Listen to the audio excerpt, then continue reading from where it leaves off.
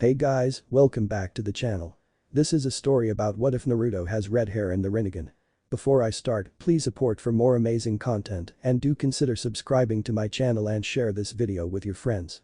This is written by a very lazy person and link in the description and support writer. Let's start the video. On the date of October 10th, the Kyuubi no Yoko appeared within the walls of our village. We don't know why the Kyuubi attacked or where it came from, but legends say it is a natural disaster that appears wherever human malice has collected and is at its strongest. Whether or not this is a reason it attacked us is still unknown, but the reasons are still being looked into to this day.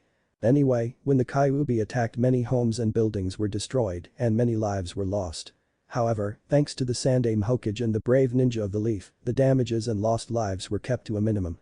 As the battle continued to rage on, the Yondaime Hokage appeared and took matters into his own hands. Using the space-time jutsu he was a master of, he teleported himself and the Kyuubi out of the village to finish the battle undisturbed and unhindered.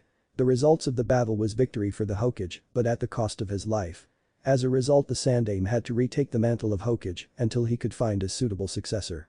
Now, 5 years later, the Sandaime is still the Hokage and the village is in a state of peace and is recovering at a steady pace. Now, are there any questions? The Chunin took a glance around the room to see if any of her students did in fact have a question. As her eyes scanned the room, she mainly just saw most of her students with their heads on their desks, only half paying attention. She was honestly a bit surprised at that. She knew that history can be a bit dry, but when the kids usually hear about the Yondaime they perk up a bit. Out of the corner of her eye she saw a hand raise and smiled to herself, glad at least one student was interested in the subject of his village. Yes Daichi, what's your question? The Chunin instructor asked of her student. Yeah, I was wondering why that kid's in our class. He shouldn't even be in the academy yet, should he? Daichi asked of his sensei. A bit annoyed that the question had nothing to do with their current topic, the sensei looked towards the kid Daichi was talking about. The child in question was a small boy no older than 5 years old. He was about 3 feet tall and had a round chubby face. His eyes were a deep amethyst color that seemed to shine with an unnaturally beautiful light. He wore a pair of dark green shorts that went just past his knees and a white t-shirt with a red leaf symbol on the front of it. He also had two rather unusual features about him. The first was his straight bright red hair that stopped about 2 inches above his shoulders with 2 strands framing his face. The second was his birthmarks. They looked like whiskers, 3 on both of his cheeks. The Chunin instructor continued to eye the boy for a moment as she thought of a way to answer her student. The boy was a new student and today was his first day despite it being halfway into the year. She couldn't tell them the full story of why this boy was in their class, but not answering the question or an outright lie would just have the other kids stay away from him. In the end, a half-truth is always the way to go. Uzumaki Naruto has shown the necessary requirements to enter the academy early, as judged by the admissions of the academy. He has also shown the skill necessary to skip ahead a grade and take part in the second-year classes. Does that answer your question, Daichi? Truth was he did have the skill to jump up a grade. He made quick work of the first-year material, acing all the tests with ease. He was also ready physically for the exercises done by second years, so it was decided he move up a grade. Well, it's true that this can probably be said for a few other students, Uzumaki Naruto was special. And it was actually that specialness that allowed him into the academy a year early in the first place. Something that had most teachers wondering if they should even be teaching him at all. It was also something that the students knew nothing about and weren't allowed to know about. Whether they knew or not though, didn't mean they liked him there any more than the teachers. I still don't believe a little kid like him is good enough to be here. Daichi mumbles to himself. Despite hearing him, the instructor decides to ignore it and address the new student. While it is true that introductions probably should have been done when you first arrived, I didn't wish to stop mid-lecture. Now that it's over, how about you introduce yourself to everyone, Naruto? The sensei smiled up to the mentioned student, encouraging him to do it. Said boy smiled back as he stood up from his seat at the back of the room. He gave a quick scan of the room before starting his introduction. Hello everyone, my name is Uzumaki Naruto. My main likes are ramen, gardening, reading, and training. I dislike people who judge someone before they get to know them and the time it takes waiting for ramen to cook. My dream is to be a respectable Hokage that can protect this village and everyone in it just like the Sandaime and Yondaime. As Naruto finished his introduction, the classroom burst into laughter. The children were all either holding their sides or pointing at the redhead. Only a few weren't laughing as they eyed the boy in either curiosity or interest. Suddenly Daichi stood up from his seat and looked Naruto in the eyes. He smirked as he said, a shrimpy little kid like you, Hokage. There's no way that will ever happen. Hell, right now you look more like a tomato than a ninja in training. You should quit now while you're ahead, you overgrown vegetable. He turned to the side and high-fived his friends as everyone laughed even harder. The sensei continued to try to calm everyone down with very little effect. Just when she was about to yell for everyone to stop or risk attention, Naruto's calm voice became heard over the laughter. You know, a tomato isn't a vegetable, it's actually a fruit. It must be pretty embarrassing to be corrected by a little kid who's younger than you and doesn't even seem like a ninja in training, huh? That really doesn't say much about you, you know. Naruto finished with a smirk of his own on his lips. The laughter continued just like before, only now being directed at Daichi instead. The only ones not laughing or chuckling were Daichi and the friends he high-fived before. They were all glaring up at him in anger, but before anyone could say anything the Chunin instructor beat them to it. Alright, that's enough everyone. I expect better from all of you. You are all fellow Leaf Ninja in training and should be respectful towards one another. Daichi, you have detention after school, and Naruto, since this is your first day in this class, I'm giving you a warning. What? Why do I get detention and that kid only gets a warning? Daichi asks his sensei. I already told you. This is Naruto's first day in a new class, so I'm cutting him some slack. You on the other hand should know better and you started the whole thing. Now this isn't up for discussion, so sit down. The instructor stated firmly. Daichi did as he was told even though he really didn't like it. Naruto on the other hand remained standing for a moment before slightly bowing down. Omanasai sensei. I didn't mean to cause trouble. I just don't like to be judged by someone who knows nothing about me. Naruto says to his teacher. That's all right, Naruto, and thank you for apologizing. However, am I really the one you should be apologizing to? The teacher says as she smiles at the redhead. It was rare to hear that from a child without making them say it. It will be nice to have a little gentleman in class instead of a brat, she thought to herself. Omanasai Daichi. Naruto says without any hesitation or sarcasm. Suck up. Daichi mutters out only loud enough for those close to him to hear. Everyone hearing it agreeing with him. Daichi, is there something you want to say to Naruto? The teacher asks her student. Nope. Is the immediate reply from the 7-year-old. Daichi. The teacher warned. Saigoman Nasai Uzumaki. The sensei just let it go knowing that was the best she was going to get out of him. She stopped for a minute to think about what to do next. History was done for the day and they already covered some chakra theory earlier. The next best thing to do would be some physical exercise. It will also wake up a few that are still half asleep, she thought to herself. With the plan in mind, the teacher announced it to the class. Alright everyone, we're going to go outside and do some exercises now. This will give your minds a slight rest and get the blood flowing too. So everyone get up and follow me outside. The Chunin declared. Hi, Kurenai-sensei. The class called out as they followed her through the door. Yuhi Kurenai was what many would call, and have called, a very beautiful woman. She had messy black hair that reached past her shoulders and only stayed out of her eyes because of her hit eye, which was placed on her forehead. Her eyes were an exotic wine-colored red that had an extra ring around the pupil. She wore red lipstick and used purple eyeliner. Her clothes consists of red pants with a red sleeveless turtleneck shirt. Over that is a traditional Chunin flat jacket that most Chunins wear. Currently she was watching as her students started wrapping up the exercises they were doing. It wasn't anything big, some laps around the school along with some push-ups and sit-ups, maybe some sparring if they had some time. They were just children right now, there was no need to go overboard and try to do things that would physically stunt them. Her eyes then drifted to her youngest charge, one that was already done with his exercises. He's 2 years younger than everyone, and yet he's still keeping up with the best students in the class, Kurenai noticed as she saw the redhead stand with the others that were done. Despite what some people believed, he really did deserve to be in this class. He's keeping up with the best students not only physically, but based on his previous test scores academically as well. Kurenai smiled to herself a bit as the rest of her students finished their tasks. I may just have a little prodigy in my class, then again that may be a bit much. I'll keep an eye on him though, he's an interesting little boy, she thought to herself. Sure, she knew just who this boy was, but truth was it didn't really matter to her. She was a teacher and she was going to teach any student that came under her wing, regardless of who they were or what they may hold. Refocusing on her students, Kurenai announced to the class. Alright everyone, you all did a good job. I'm going to let you all have lunch a bit early today, but that means everyone is back exactly on time for the next class, alright? Hi, Kurenai-sensei. Was the response she got from every student. Kurenai watched them all for a moment longer before turning around and heading back into the classroom to grade some papers. Naruto was currently sitting on the swing that was located on the tree right outside the entrance of the academy. It was halfway through lunch and he had already eaten the bento that his Ni-chan had packed for him. He was currently reading a book that he got not too long ago. At least he was trying to. Naruto may be smart for his age, but he was still just a child and he had trouble with some of the words. He underlined those words so he could ask his Ni-chan what they meant later. As he was underlining he saw someone walking towards him out of his peripheral vision. He put his book and pencil down and turned towards the new arrival. Naruto recognized him as one of his current classmates. It was a boy who was taller than him, not really all that surprising. He had black, semi-spiky hair that reached down to his shoulders. He had golden-colored eyes and tan skin.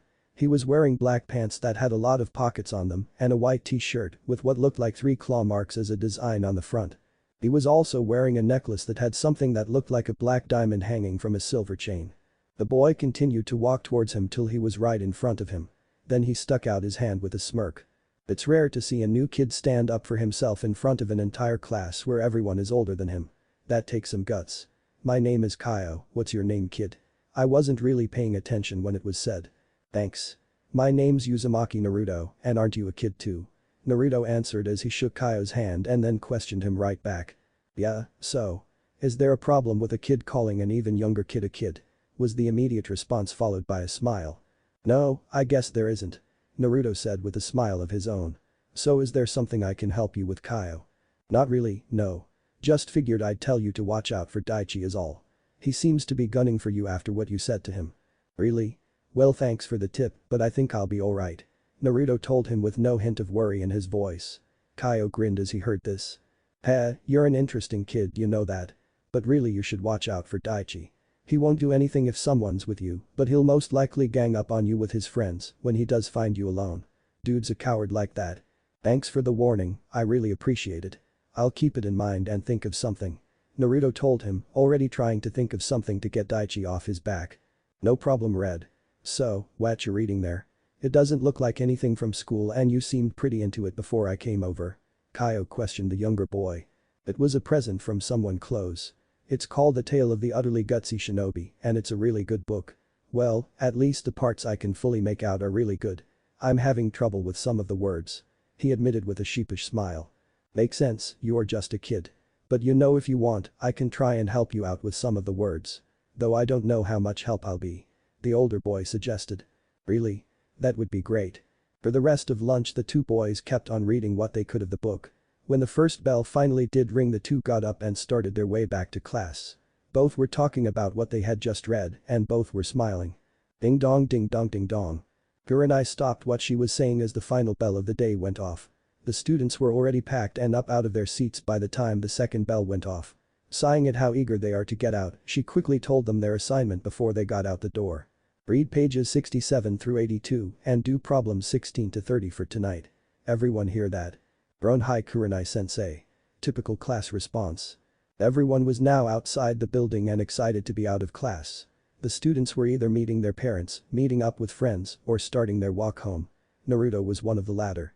As he was passing the swing he saw some of the looks the parents gave to him, but he just ignored them and continued on his way. Seeing this the parents decided to ignore him as well. That was when Naruto saw a group of about 5 kids looking right at him and now heading his way since no one was looking at him anymore. At the front of the group was a boy with short brown hair and brown eyes. He was average height for his age and a bit on the lean side. He had on light brown, more tannish colored pants with an orange long-sleeved shirt on. Him and all the other guys around him were glaring right at Naruto. Naruto didn't expect this. He figured Daichi would try something later or tomorrow at lunch. He didn't think it would be this soon with all these people around. Then he looked around again and saw not a single person sparing him a second glance. They were all still ignoring him and didn't even see the group of boys. The group was getting pretty close and before he could even do anything. Yo Naruto, wait up. Everyone looked towards the source of the yell, Naruto especially. He saw Kyo working his way past everyone as he made his way to him. As he passed by Daichi he gave him a smirk that was answered with a glare. That was when Naruto noticed that everyone was now focused on him again and he had to smile at what Kyo did. Hey Kyo, what do you want? Naruto said with his smile still on his face. Just wonder if you wanted to get a bite to eat. I'm a bit hungry and I figured we could read more of that book while we wait for the food. Yeah, that sound good. With that the two started to walk off leaving everyone, including a pissed off Daichi, behind. Do you know where you want to eat? Naruto asked after the two left the academy grounds. Nah, I'm good with any place so you chose. You ever eaten at Ichiraku's Ramen? No, I don't think so. Is it any good? It's the best, Naruto said, genuinely believing what he was saying. I also want to say thanks for back there. You saved me a lot of trouble. It was nothing. I mean, what are friends for? At that both boys smiled as Naruto continued to lead them to Ichiraku's, planning on having a great meal with his first friend. And done. Disclaimer. I don't own Naruto. The Ichiraku Ramen bar was a quaint little bar which was open from morning to night. It wasn't a big place, only having seating for around 6 or 7, but that did mean it wasn't popular. It was known to have some of the best ramen in all of Konoha and managed to do quite well for itself.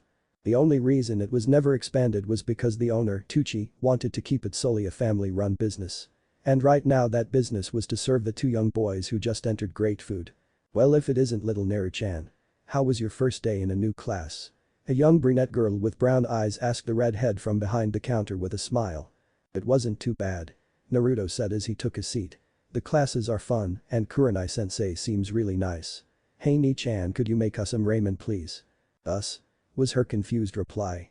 Looking to her left she took notice of the other boy for the first time. Oh, and who are you? My name's Kyo, I'm in Naruto's class. So can you really make ramen as good as he says? Kyo asked. Aw, that's cute, you brought a friend over for lunch. My name's Am by the way, and as for the ramen, well, how good does he say it is? Am asked with a question of her own. He said that it's the best food in the whole world. Am giggled when she heard this. He thinks that about all ramen, not just ours. She clarified. But it's true, Naruto defended, ramen is the best food in the world. And you guys have the best ramen, so it's the best of the best. He reasoned. You haven't tried anywhere near all the food in the world. And as for ramen, we're the only ramen you've ever had besides instant. Am said. This caused Naruto to pout, but before he could say anything Kyo beat him to it. Can we talk after you make us our food? I'm really hungry and talking about food isn't helping. This was followed by a growl of his stomach, driving his point home. Am heard this and let out a couple more giggles before getting serious and taking their order. Of course we can. Do you know what you want? I've never had ramen before, so I'll have what Red's having. Frowning for a moment at the nickname she heard, she replaced it with a smile right away. Turning around she yelled into the back of the bar. Hey Otu-san, 2 miso ramen please. Hearing a sure from the back, Am returned her attention to the two boys and addressed the raven-haired one with a smile still in place. Otu-san's a great chief, so it should be done pretty quickly. A little bragging can be good for business after all. Thank Kami. I didn't have much for lunch and I'm really hungry. Kyo said with some relief in his voice. Hearing lunch caused Am to remember something she's been waiting to ask Naruto. Speaking of lunch, how'd you like that bento I packed for you, Naru-chan? I made sure to put in some extra pork. Am asked. It was great, Ni-chan. Everything tasted really good and it filled me right up. The rice tasted funny though. And can you stop calling me Naru-chan? Naruto asked his Ni-chan with a frown. Am gave him a big smile as she answered. Nope, you're always going to be little Naru-chan to me. I am glad you liked it all though. As for the rice, I cooked it a little longer and put some seasoning on. Please stop. I can't hear any more about food. Kyo whined out loud, causing the other two to laugh a bit at him. There's nothing funny about me being hungry. Was his pout-filled reply to the laughs. Sorry, but I think it is. Naruto said as a few more laughs escaped him. He then remembered the book that he was reading during lunch and decided to ask Am about it now. Hey Ni-chan, seeing her give him her attention he continued. I was reading that book Gigi gave me during lunch and I'm having trouble with some of the words.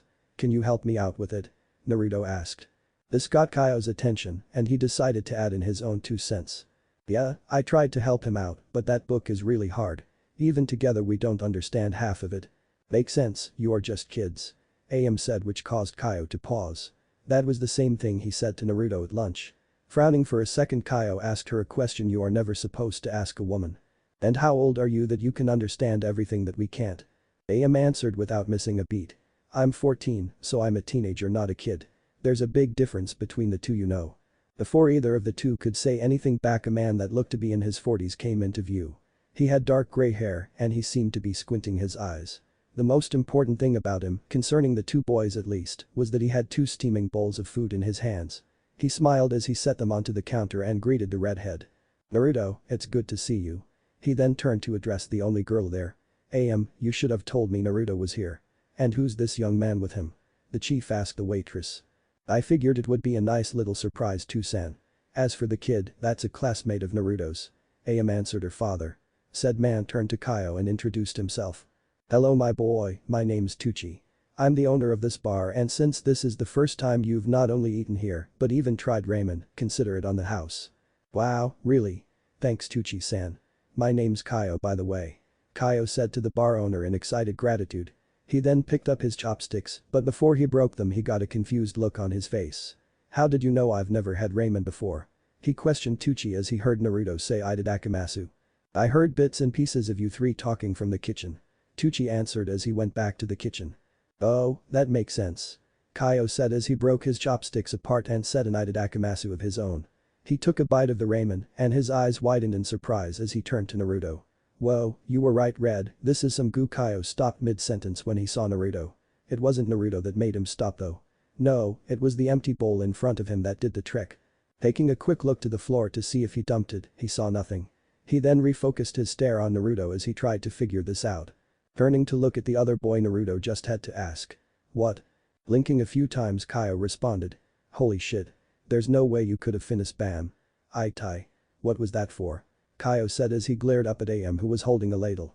One she just used to hit him over the head with. You shouldn't use that kind of language in front of a lady. Besides, I don't want to hear Naruto start talking like that. AM answered as she glared right back.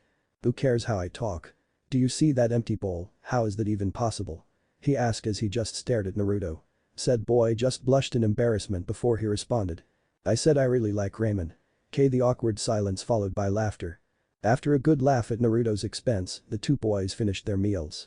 They stayed there for a while as AM helped them read and understand the tale of the utterly gutsy shinobi. Naruto wanted to keep reading, but the bar started to get busy so they had to stop. AM did have a job to do after all. The two decided to walk around and look for something to do, seeing as neither felt like going home just yet. It was then that Kyo asked a question he wanted to ask since lunch. Hey Naruto, I know Kurenai-sensei told us a bit, but what did you do to let you skip a grade? And how did you get in early anyway? Getting in early is easy. All you have to do is love your village and help it grow. You also gotta be able to train your mind and body and be strong in both. Naruto answered. Kyo gave him a funny look. That's it. Love your village and be able to train. Yeah, I think so. That's what they told me anyway. How did you get in? Naruto asked a question of his own. Kyo pondered for a moment. I don't know. I was just told one day that I was going to the academy to be a ninja. I thought it sounded cool so I never gave it a second thought. Kyo admitted. So how did you skip a grade again? Naruto looked down at his feet for a while. He didn't even seem to realize that he had stopped walking. The two had ended up in a park. The silence continued and when it seemed like he wasn't going to answer he suddenly spoke up. The tests were always really easy for me. I never had any trouble getting what the sensei was saying and I got AMD-chan to help me read ahead in the books. It was all just so interesting and good that I didn't want to stop. Before I was allowed to move up I had to take a test to see if I could handle the stuff they were teaching. It was harder, but not too bad. I passed and was allowed in. Naruto said as he kept looking at his feet. That can't be it though. If it was all the smart people in our class would move up but none of them are. I wonder what else it was. Kyo thought out loud. Naruto then looked up and at the other boy. It was something else. Naruto said, getting Kyo's attention once again. Before I ever took that test, I got into a fight with someone in that class. Kyo's eyes widened when he heard that. We don't start spars until the third year. The first two are us learning the academy to jutsu and doing exercises. So when you say fight you really mean a fight, huh? Kyo says. Naruto nods his head. Yeah. The other kid just kept going on about how I wasn't good enough to be there and that I should just leave. I ignored him even when he said he'd prove it. That's when he took a swing at me. It hit, I got really angry and punched back. We fought for a long time, at least I think it was a long time. I ended up winning, but I hurt the other person pretty bad. I still feel bad about it. That's not too bad. I mean you don't seem like a fighter, but lots of kids get in fights and just get detention. What's so special about that fight? And as for the other kid, well he started it so he got what he deserved. Kyo said to the red-haired boy in front of him.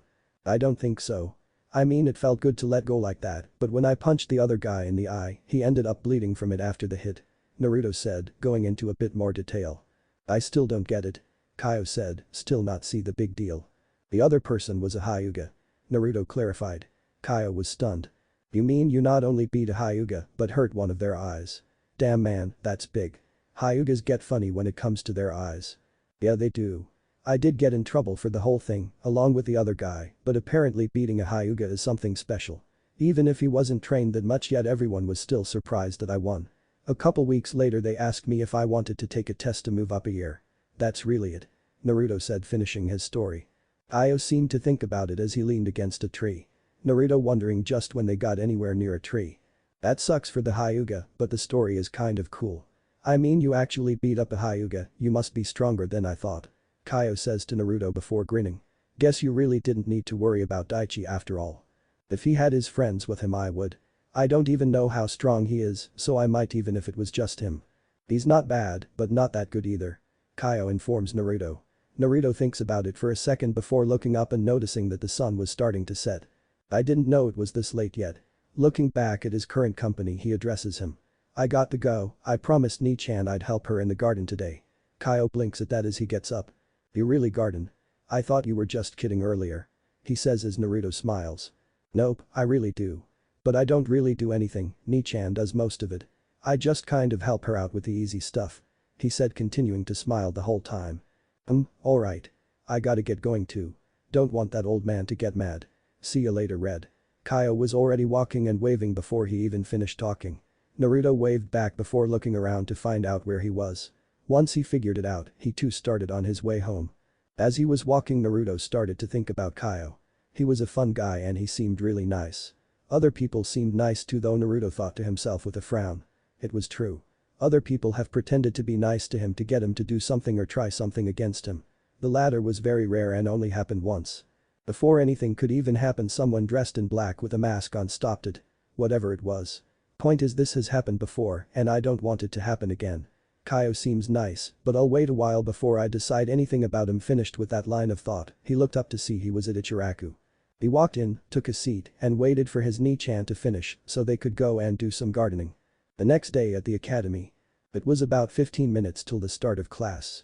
Not many people were in the classroom yet, not even Kurenai-sensei. Naruto was currently sitting in the same seat he was yesterday, which was at the top row 2 seats away from the window. He was just waiting for class to start since he didn't really have that much time to do anything. A few kids would look at him and he would stare right back before giving them a slight smile and looking out the window again. That's when he saw a group of people out there. It looked like a couple of girls and Kyo. Wonder what they're talking about. It's not really my business Naruto thought as his attention drifted elsewhere again. It was a little after that moment that Daichi and his friends walked in and started to cause a commotion. Where the hell is he? I'm going to beat that loser for yesterday. Daichi yelled out to everyone. Naruto got a bit of a sinking feeling in his stomach but kept his calm. One of the other kids then pointed up towards him. He's up there Daichi. Said boy and his friends looked to where the kid pointed and spotted Naruto. They all frowned sneered at seeing him but didn't do anything else. I don't care about the tomato right now, I'll get him later. I want to know where Kyo is. Daichi said, confusing everyone in the room. Naruto had to wonder just what it was that Kyo did since he was with the other boy for most of the day yesterday. Did someone call my name? Speak of the devil and it shall appear. Kyo walked into the room and looked around a bit before his gaze stopped on Daichi. A grin then worked its way onto his face despite the glare the small group was sending him. Well if it isn't Chiri-san, one. If you're looking for me then you must need me for something.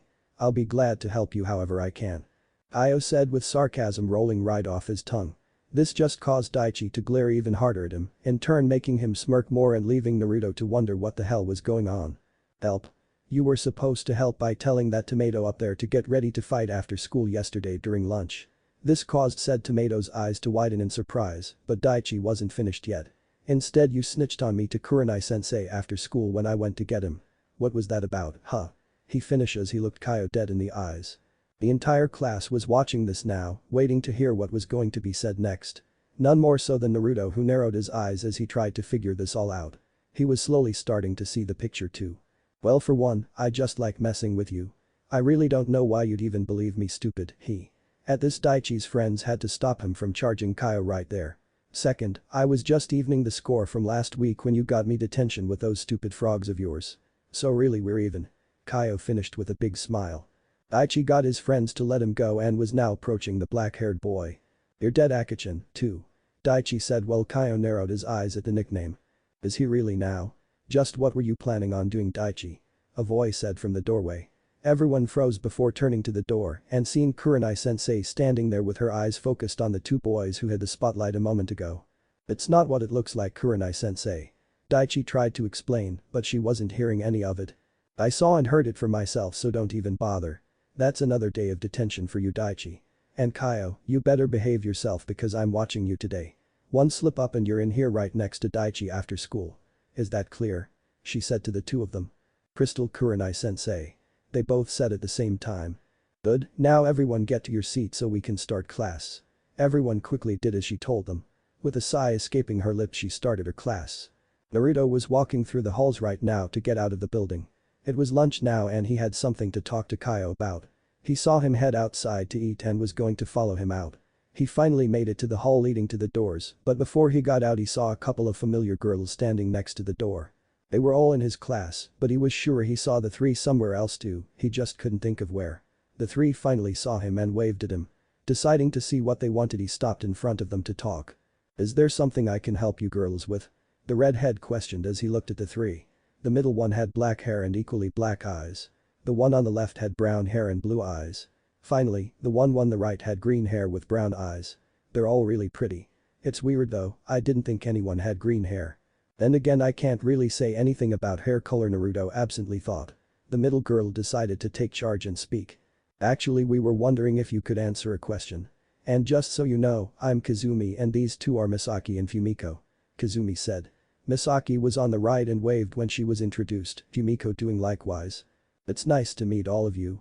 If you want to ask something then go ahead, I'll try to answer it. Naruto said smiling at the three girls. They smiled back as Kazumi asked her question. So is it true that you beat a Hyuga in a fight? That was one question that he definitely didn't expect. After all the only person he told that to was Kyo. Wait a minute. They're the girls that were talking to Kyo earlier, Naruto remembered. That meant that Kyo told them, but why? He narrowed his eyes as his fingers dug into his palm in anger. He needed to talk to Kyo right now. You heard that from Kyo, right? It wasn't really a question seeing as he knew the answer. The other three gasped when he said that. Does that mean it's true? I can't believe you beat a Hyuga. How cool. The three were speaking at the same time. He could barely make out what they were saying, not that he cared at the moment. Sorry, I got to go. With that he quickly made his way past the girls out the doors. There was someone he really need to talk to. It took Naruto a while to find him, but he finally did. He was currently sitting down and leaning against a tree while he finished what looked like a rice ball. Walking up to him he was seen by the other boy who waved him over. Pair Ed, over here. You want to take a seat? Kyo asked. As Naruto made it over to him he decided he'd get right to the point. What was that whole thing with Daichi about earlier?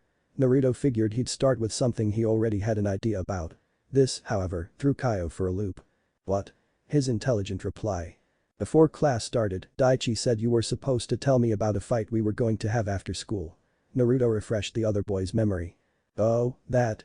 I told Chiri-san that I'd get you to fight him after school cause of that thing in class yesterday.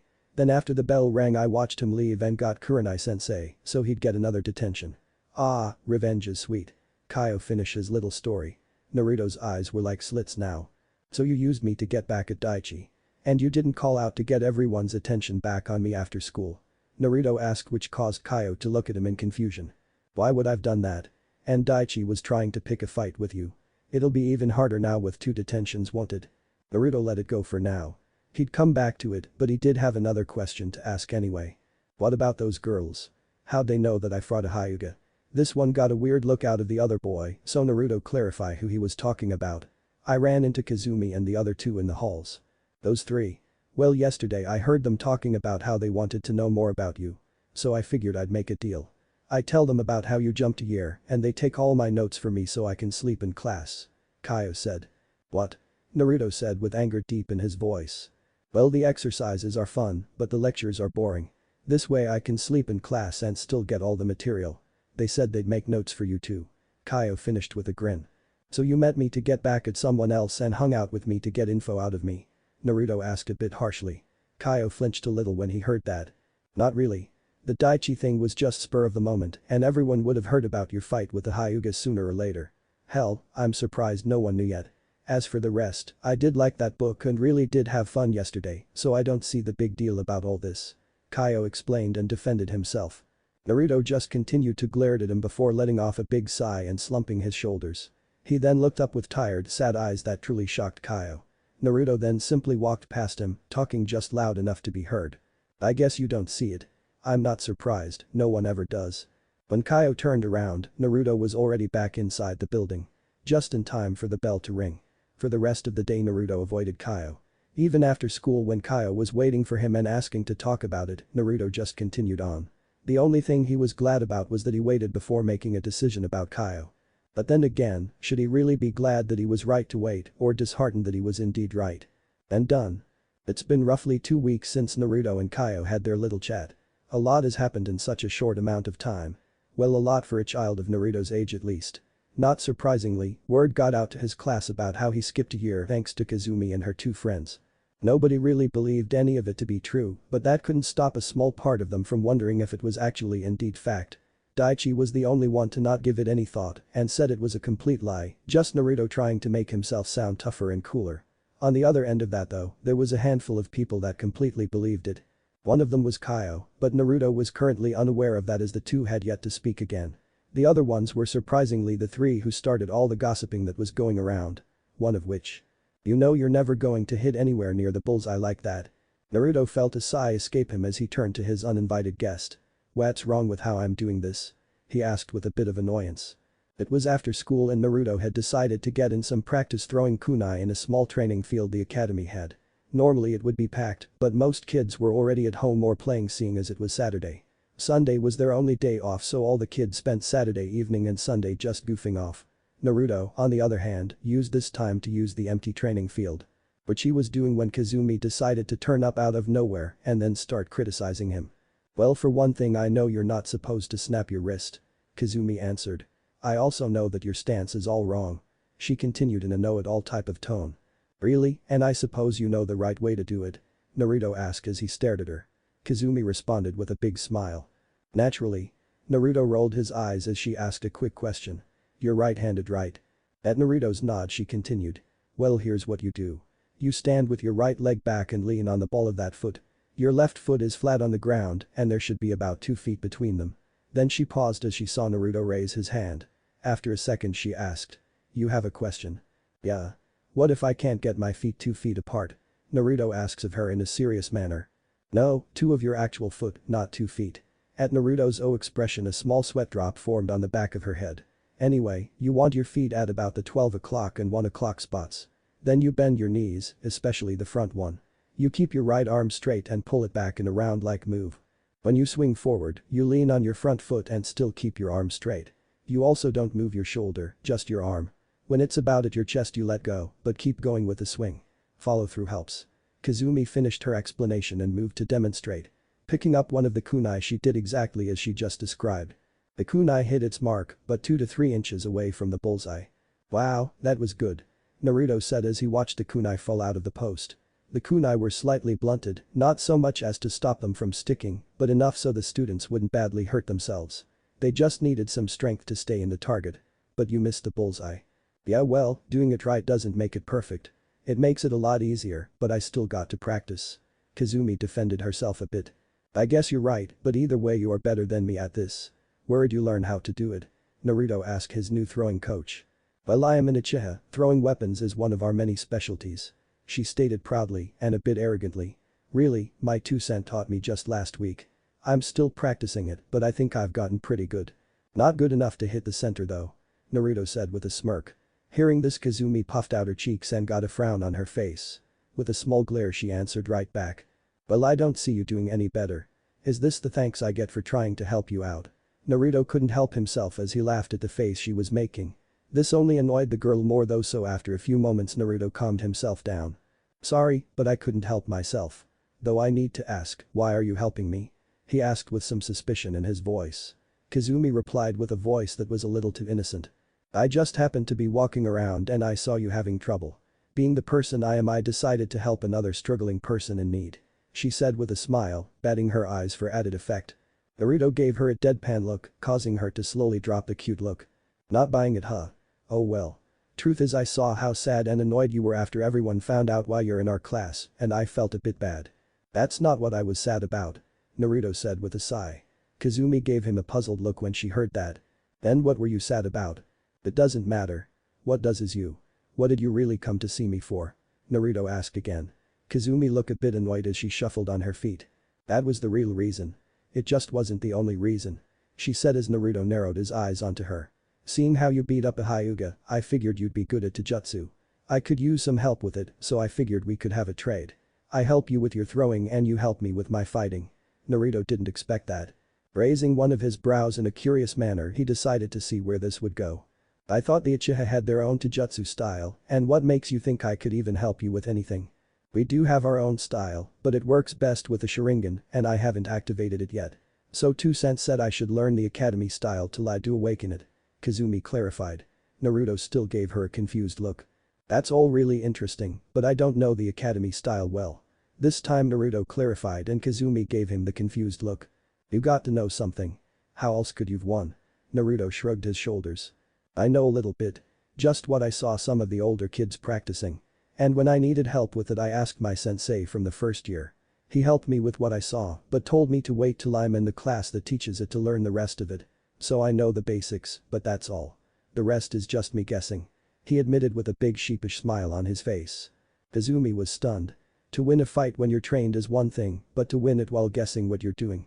He's got to be better than I thought.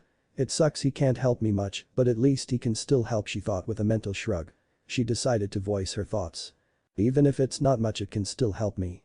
Besides, I already showed you how to throw right so you owe me. Naruto just looked at her before he smirked. That's your problem, not mine.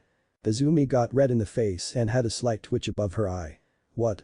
Why you little, she was cut off as Naruto started laughing. I'm just kidding. I'll help you, but you gotta keep helping me too. He managed to get out between laughs, a smile on his face. Kazumi pouted at the joke being at her expense, but shook it off. With her own satisfied smile she said, deal. But that the two kept on training in the field.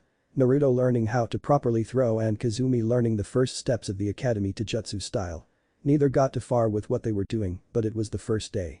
In the end though, both of them were rather happy with the results of their encounter. At night.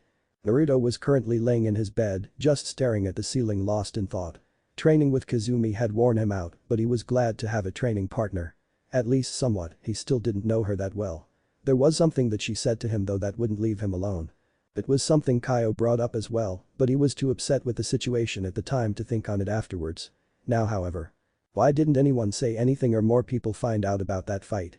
Naruto had started wondering about that since he got home. When the fight happened there were a couple of other kids that saw it, not many but some.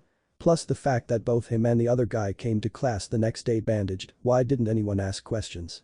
At the time I was happy no one ever said anything. It made it easier to forget about it. But that doesn't make sense. Why didn't anyone talk about it or tell their friends or parents? I don't get it. And what's up with Kyo lately? Naruto wondered. He noticed about 5 days ago that Kyo was following him after school. He never got too close, he would just watch from a distance, but he did it every day since then. It creeped him out really. Plus, before Kyo started tailing him, Naruto saw Kyo talking to Am and Tucci after he came home from the training field last Saturday. It was really bothering him. Everything seemed to be bothering him lately. Before he could think on it anymore he heard a voice yell up from downstairs. Hey Naruto. It's getting late so lights out and go to bed. The voice said. Naruto responded equally as loud. Okay Tucci Jiji, got it. With that he turned off his light before pulling his blanket over himself. As he did he realized how tired he really was. As he lay in the dark with his mind slowly shifting from waking reality to dreaming illusion, he told himself that he'd think more about everything sometime later. The next afternoon. Right now Naruto was at the park. He came here to relax and find something to do since he was bored. He tried to play with some of the other kids, but he wasn't holding his breath on it. Neither were they since they said no and left him alone in the park as they went to play ninja in the alleys. It hurt, but it was hurting less each time. So he went to sit under a tree and was just looking up at the clouds, thinking of nothing and just letting his mind wander. He stayed like that for a while, just enjoying the peace that was so rare in the world of shinobi, not that he knew that. A short time had passed when he noticed 3 other boys entering the park. They were just chatting, but when they noticed him under the tree they started making their way to him. Really, Naruto himself wasn't sure how he avoided Daichi for 2 weeks. The first week was easy, seeing how he had detention every one of those days. After that it was just Naruto blending in with the crowds, leaving faster than him, using some of the backstreets he was familiar with, or just getting lucky. After all, if it was after school then Daichi had no idea where to find him if he didn't get him right away. This time though it seemed Daichi got lucky in picking the right park. Naruto stood up as the 3 boys approached him, Daichi being in the middle of the other 2. They stopped when they were just a couple yards away. Well looky what we got here. It looks like the tomato was enjoying a little sun. You're gonna need water too if you want to grow. Daichi said as all 3 of them started laughing. Naruto simply took it before smirking, his own comeback now in mind. At least I'll grow. Nothing can happen with Yuchiri-san cause you can't go any lower than dirt. The laughter died quickly, but the other two boys still had a few chuckles escape them. Daichi glared at Naruto. You're going to regret that one tomato. Why do you want to fight? What do you have against me? Naruto quickly asked, causing the other three in the park to pause. With a smile Daichi replied. I got nothing against you. I don't care about your stupid jokes or anything like that. You're only a kid who doesn't belong in our class. Really, I just don't like you. Nothing else to it. Naruto was a bit surprised at the reasoning of the older boy, but he didn't have time to think about it. Daichi came running at him with his fist cocked back fully intending to punch Naruto. When he was about a foot away Naruto dove to the right and rolled, coming to a stop on his hands and knees. He got back up fast, but as soon as he was standing again he jumped back to avoid a bum rush from the second boy. The third one came up from Naruto's left and threw a punch at the side of his skull. Ducking down enough for the fist to fly over him, Naruto raised his left elbow. The other guy slammed right into it using his own momentum and stopped, a small breath escaping him. As he was already on the ground Naruto shot out his left foot hitting the other boy on the shin. With the boy now off balance he swiped his leg in a counterclockwise arc, taking his opponent off his feet. Jumping back Naruto watched as the boy landed hard on his face before turning around to look for the other two. The baddie turned into a right hook courtesy of Daichi. Stumbling back a bit he regained himself enough to try to block the follow-up from Daichi.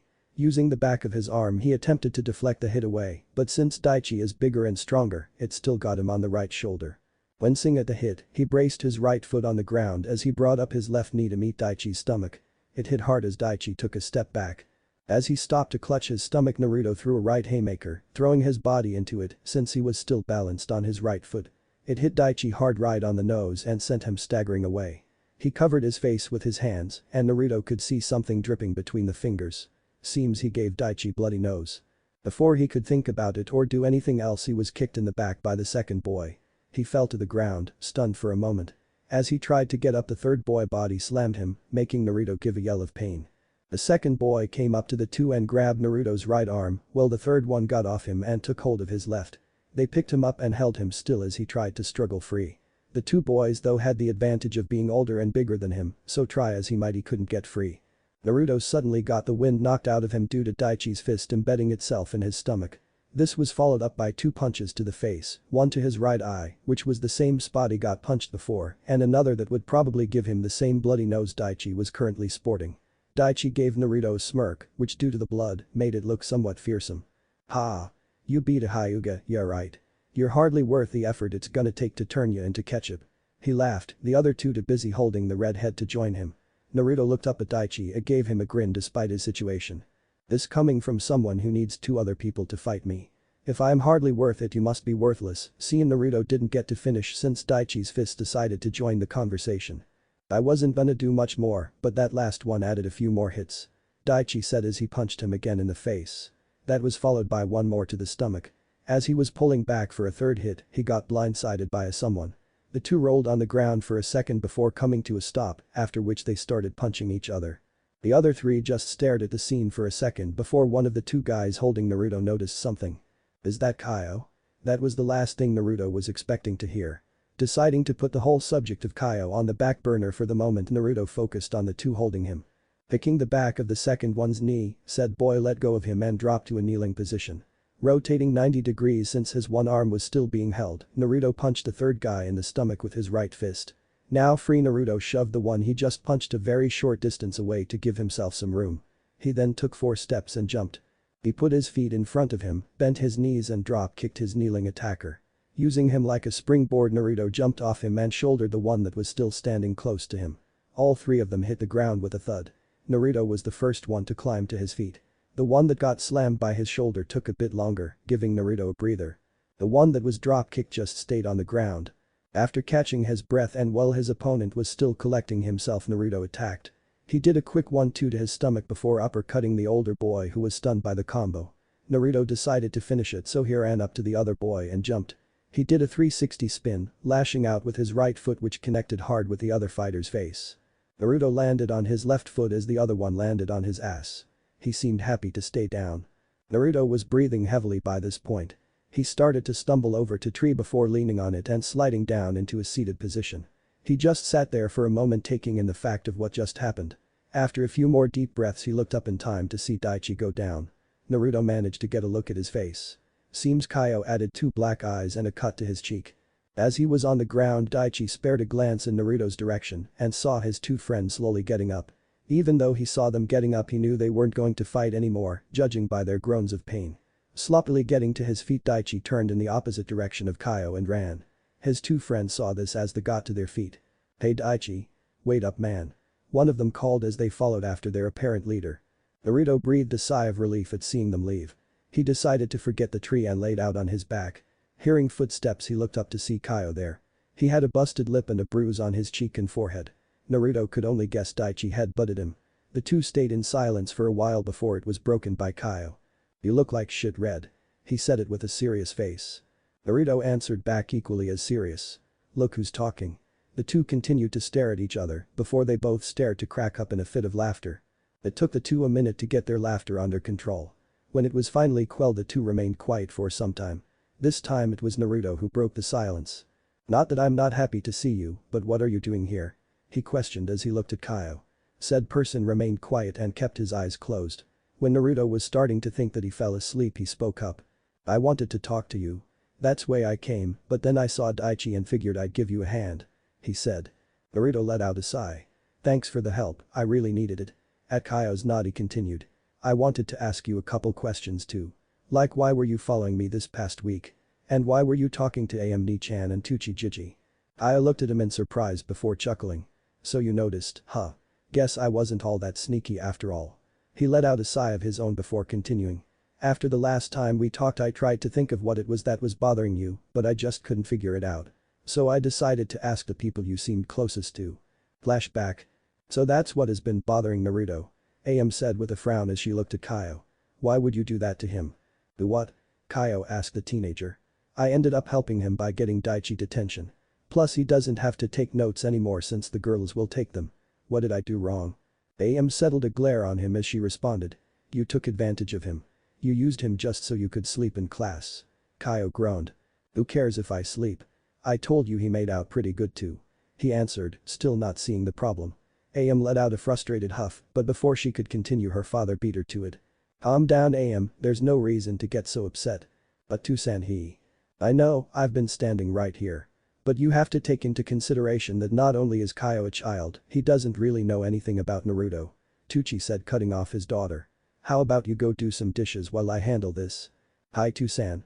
Am relented as she made her way into the kitchen, but not before giving Kyo one last look. He shivered when he saw it and promised himself to never piss her off again. Tucci laughed when he saw it. "Don't worry about her. She just really cares for Naruto and doesn't like seeing him hurt." "But how did I hurt him?" "Nobody's explaining that part," he asked the older man. Said old man just let out a sigh before looking around. Seeing it was only the 2 of them, he went ahead and started explaining.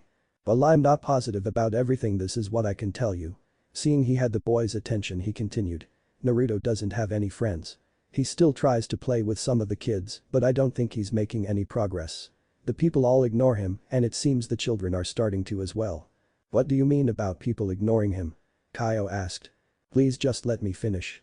I'll answer your questions at the end." Seeing a nod of confirmation, Tucci continued. "As I was saying, people and even the children now are starting to ignore him.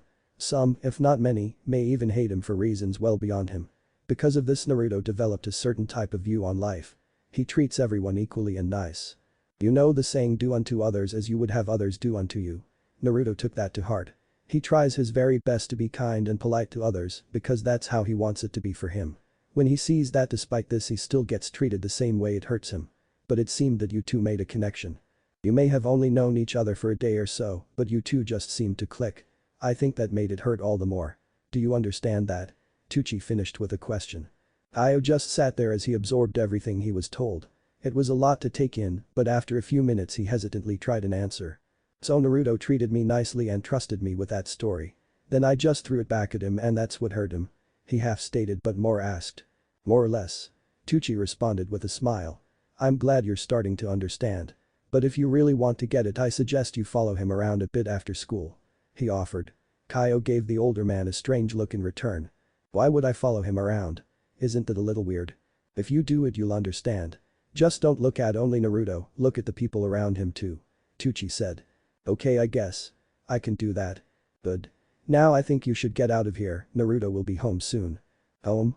Kyo questioned. You mean Naruto lives here? Seeing Tuchi's nod, Kyo gave him a surprised look. Sorry.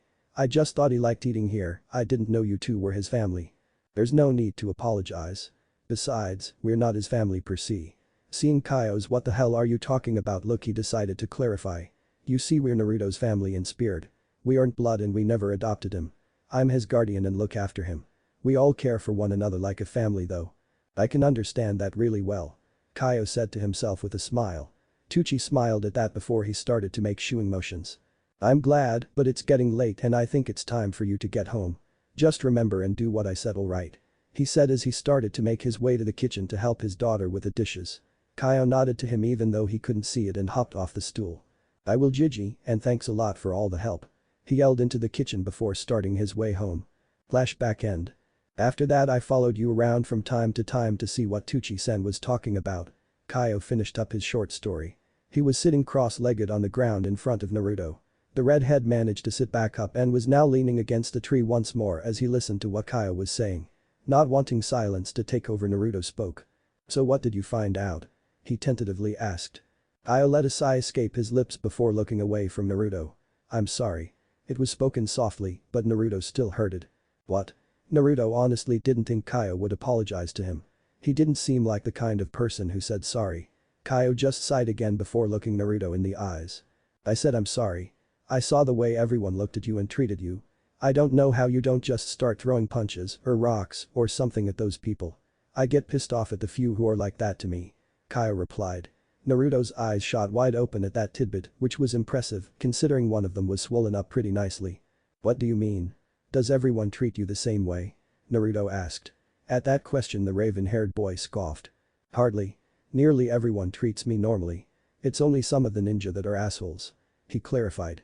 That only served to confuse Naruto more. Why would only ninja treat you differently?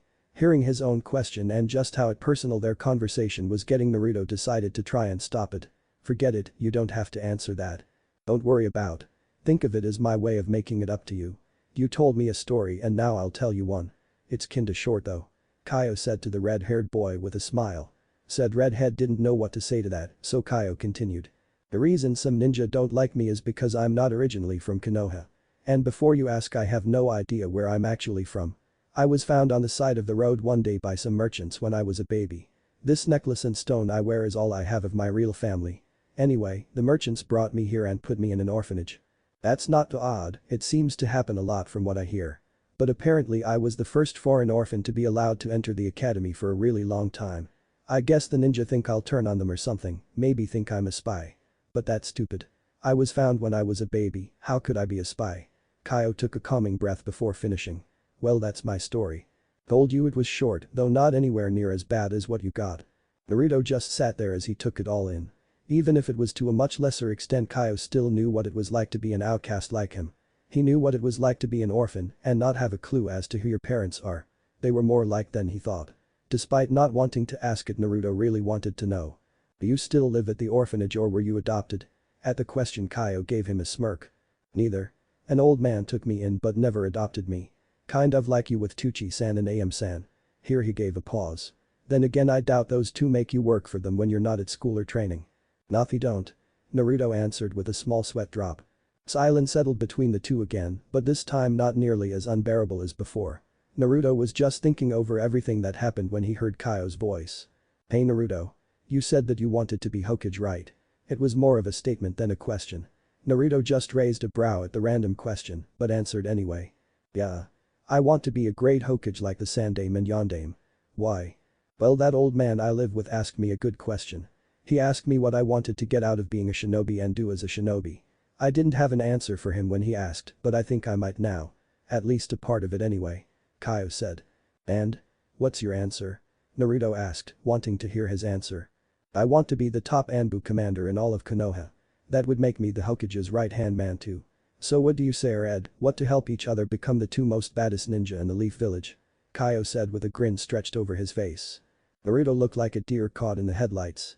He had no idea what to say to that.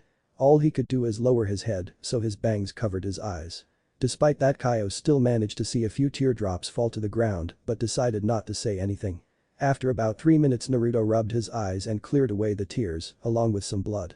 Looking at the blood on his hand for a moment Naruto then smiled and stood up. "That sounds great, but before we do that we gotta do something else first," he said. Kyo just looked perplexed as he stood up. It was then that Naruto reached up to his face again and wiped away some of the blood. With the blood still on his hand he stuck it out. "Hello, my name's Uzumaki Naruto. You want to be friends?" He said it as he smiled at the other boy. Kyo looked at Naruto for a second before his grin came back full force. He reached up to his bloody lip and got some on his hand.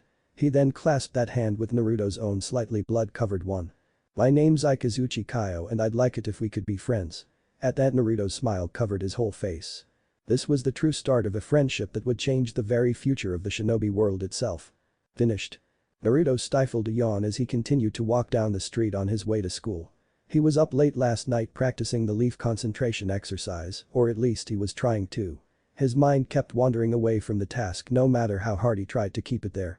It wasn't anything specific that was distracting him either, just bits and pieces of the last 2 years. He would think of the new friends he's made, though not many in number, there was more than a handful. He thought of his ongoing feud with Daichi and how annoying it is to avoid him so as not to fight. He thought about his rival, one he made out of a classmate that he constantly competed with. To be fair though, it was mainly one-sided on the other's part. He thought about the academy and all the things he's learned and all the training he's done.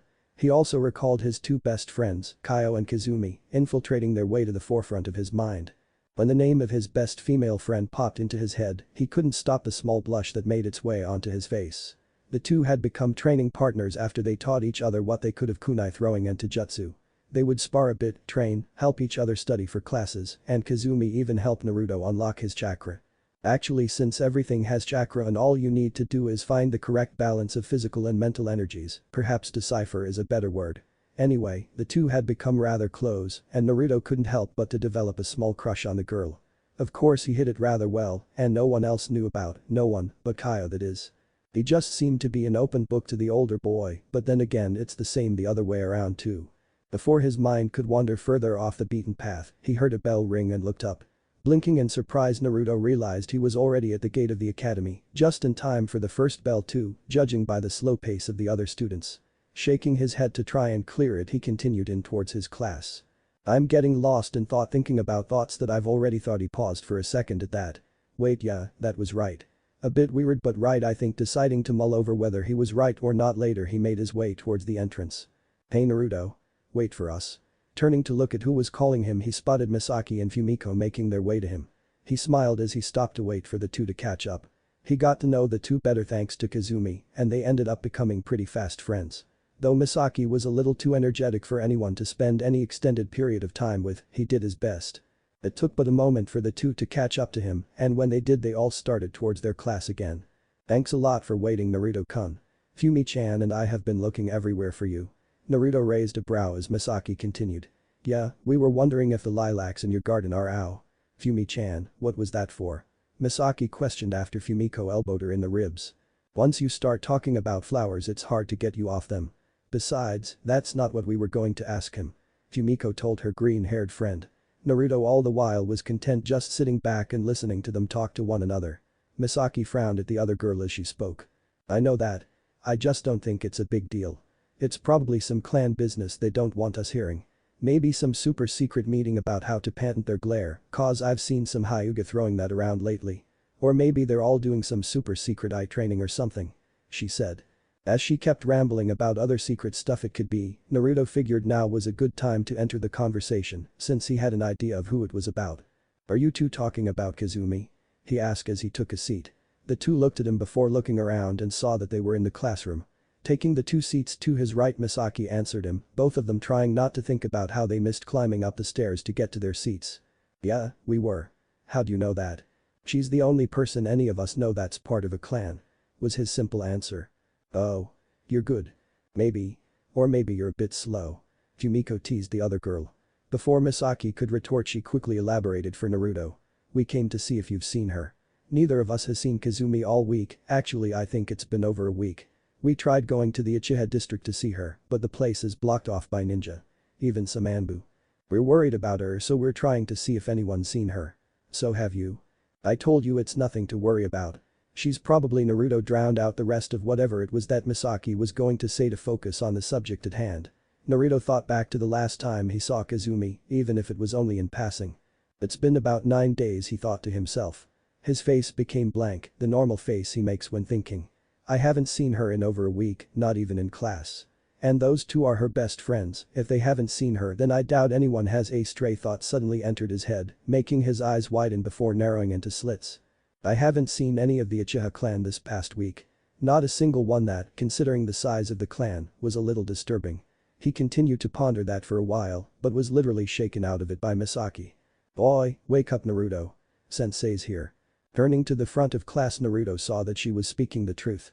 As he waited for his sensei to speak, he realized that it was most likely this man that was making him reminisce. The man was in his late 20s, if not already in his 30s, and was rather big. He had brown hair that was covered by his bandana like Hikari and a round face. He had a small goatee, a big nose, and wore standard chunin attire. This was their new sensei Funeno Tokoku. Kurenai sensei had left just under 2 weeks ago, and everyone still missed her, Naruto especially. Kurenai had helped Naruto out whenever he asked for it and never hesitated or looked at him with indifference. She had gained a bit of his respect. She even treated him to ramen a few times after helping him out, though he wasn't sure why. However, with this new sensei, Naruto didn't know how he'd be to him.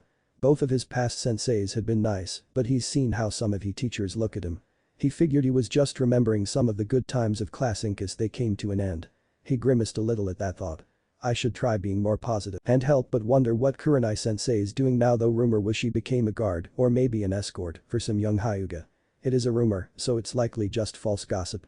As he refocused on his sensei again, he found himself stopping cold. Said sensei had on a grim face and was patently waiting for the class to settle down, which amazingly it was. Naruto suddenly felt a chill go up his spine and got a very bad feeling in the pit of his stomach at seeing that face. When everyone got quiet, Tokoku finally spoke, Naruto being sure to pay rapt attention. "Alright class, listen up. I'm afraid I have some very tragic news." At that, every student had their full focus on their sensei. A little over a week ago something happened within Konoha. It has been under investigation since then with knowledge of it on a need-to-know basis only. However, today the Hokage has deemed it time to let the village know. I'm telling you this now, and later today he is going to make an announcement to all the civilians by the Hokage Tower before class lets out. He stopped here to close his eyes and let out a sad sigh. Opening them again, he looked at every person in the room before speaking what happened. 9 days ago the entire Uchiha clan was killed. Silence. Complete and utter dead silence was followed after that statement as the children tried to comprehend what was just said. Many looked shocked, some looked sad as they realized what that meant for one of their classmates. A random student spoke up. "You're joking, right, sensei? There's no way the Uchiha clan could be killed. Aren't they like the best?" Tokoku's face was like stone. "I'm not joking. This has really happened." He stopped himself from saying anything else to let the information really sink in. "Okami? Does that mean Kazumi?" Fumiko couldn't even finish her sentence as tears started to flow from her eyes. Misaki was already crying, though it seemed she was struck speechless at the thought her friend couldn't finish. As for Naruto. "Sensei." His hand slammed on the desk as he bolted up out of his seat. Everyone's attention now on the youngest person in the room. Was every Uchiha killed? Everyone in the whole clan? Naruto's voice wavered as he asked that. Tokoku just let out another sigh before answering. "I'm sorry class, but it's been confirmed that Uchiha Kazumi was killed along with her clan," he said to everyone, even though his gaze never left Naruto's own. How was it confirmed? How the hell did this happen anyway? Naruto had never felt like this before. He was usually always calm, or at least always looked calm. That part though was now long gone.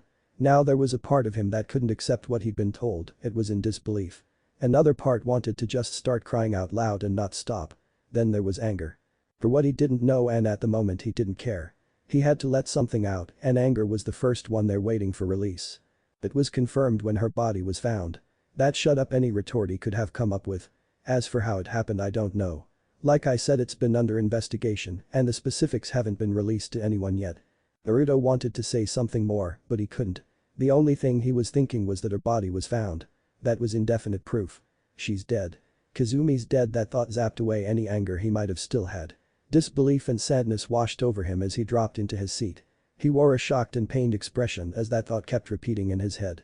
Koku only watched on as what he said sunk into the class. He gave them several minutes to sit and think about it. Some were talking with other classmates, some were crying, and it looked like a few didn't know what the hell to do. He couldn't blame them, but there was still something he had to say. Taking a breath he yelled out. Class. No matter what anyone was doing before, they all were looking at their sensei now. I know you're not going to want to hear anything I'm about to say, but I'm afraid it needs to be said. He sighed for a third time before he scanned over the room. Seeing everyone still paying attention to him, he continued. We are all a part of the village hidden among the leaves. No matter how we feel towards one another, we are all comrades. A single death of one of our own affects and hurts us all. However, since we belong to a hidden village, we are also shinobi, and as shinobi, we must face death every time we are on a mission or out of the village. We are willing to give our lives for our home, even if it means some pain must be endured. Unfortunately, sometimes death strikes much closer to home than we'd like. This is an example of that. He paused here to let them absorb what he was saying. He continued not long after.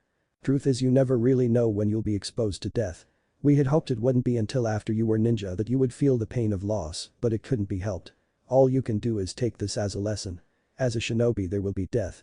Sometimes caused by you and sometimes to people you know. It is a real fact that will happen. I know you're all young, but if that's something you can't deal with, it would be best for you to stop trying to be a ninja. Because when you are a ninja, there will be some good times, but there will also be many, many bad.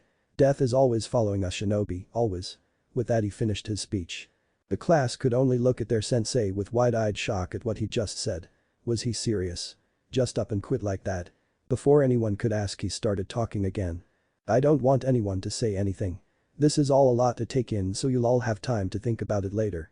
The academy is going to be closed for the next few days, so things can be taken care of and sorted out. Fact is, all classes that had an Uchiha in them are getting the same speech I just gave you. The other ones are going to find out what happened when they get home and are currently going about a normal day. Turning around, he walked up to the chalkboard and started writing a list. While writing, he spoke to the class without facing them. Now for the rest of class, I'm going to review the shinobi rules and what it means to be a ninja. I'm not expecting anyone to participate, but it would be wise to listen. And with that, class continued on, even if no one was really paying attention. They all whispered amongst themselves about what they learned. Only 3 kids were quiet in the whole class, and one of them was silent. Misaki and Fumiko were both crying, and to Naruto it looked like they weren't sure what to do with themselves. He then turned and started staring out the window, looking out into nothing before he saw his own reflection. Looking at it, he had to ask himself, when did I start crying? Afternoon the next day. It was a bright and sunny day. There were only a few clouds in the sky that were riding on the passing breeze as the leaves whistled when they were hit with a brief wind. There were some small animals in the field and by the training posts, but other than that it was completely empty. Empty with the exception of a young red-haired boy that was laying in its center. Naruto had a conundrum on his hands, he didn't know what to do. He'd been here for quite some hours trying to figure out what to do. After class had let out yesterday, he wandered around with no real aim. He did see that much of the village seemed to be in mourning. Apparently his sensei was right about everyone finding out about the Uchihas before class let out. Eventually he got tired of wandering and went home.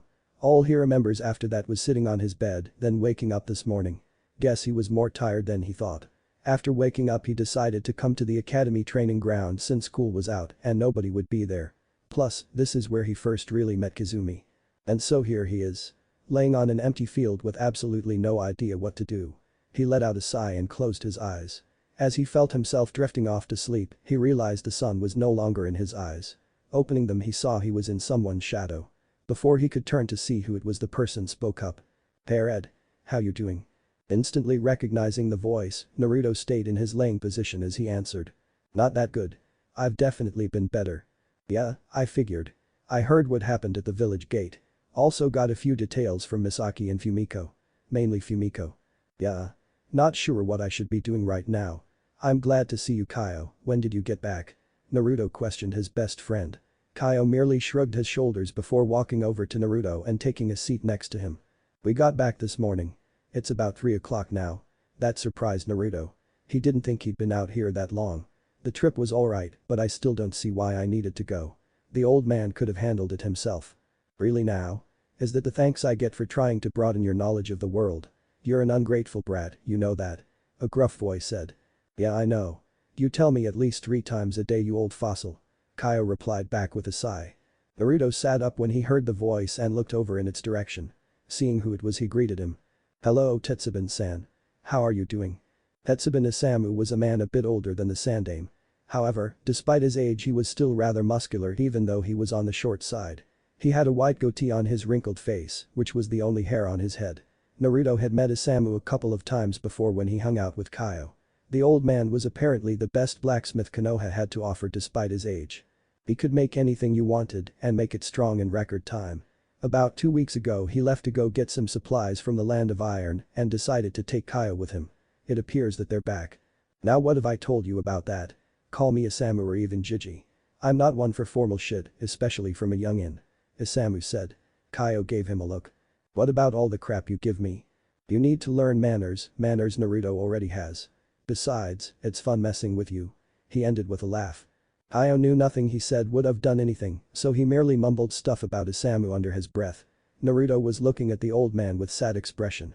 Kyo said you guys heard about everything. How can you laugh knowing what just happened? Isamu stopped his laughter when he heard the question and got quiet. He seemed to be collecting his thoughts. After a moment he spoke, his eyes gazing directly into Naruto's own. You're right, we do know about what happened to the Uchiha. And while Kyo went to talk to those 2 girls I stopped by Ichiraku's. I heard from Tucci that you took the news pretty hard. You know Tucci Jiji? Naruto asked by way of interruption. Yeah, I do. We don't see each other much, but we're still friends. Isamu answered. Anyway, after hearing that both Tucci and I decided it would be good for you to have some company. So that's why I'm here, but why did you tag along, old man? Kyo asked his caretaker. I was getting to that. I swear I'll teach you patience one day, even if it's the last thing I do. He proclaimed. Kyo just scoffed. At your age it might be the last thing you ever do. He was rewarded with a slap to the back of the head. As I was saying, Kyo is going to keep you company for the rest of the day. I'm here to bestow a bit of wisdom upon you 2 boys. What kind of wisdom? Naruto asked. The kind you can take to heart and carry with you till the day you die. Seeing both boys paying close attention to him he continued. Both of you boys are orphans. You know what it's like to be alone and have no one there for you.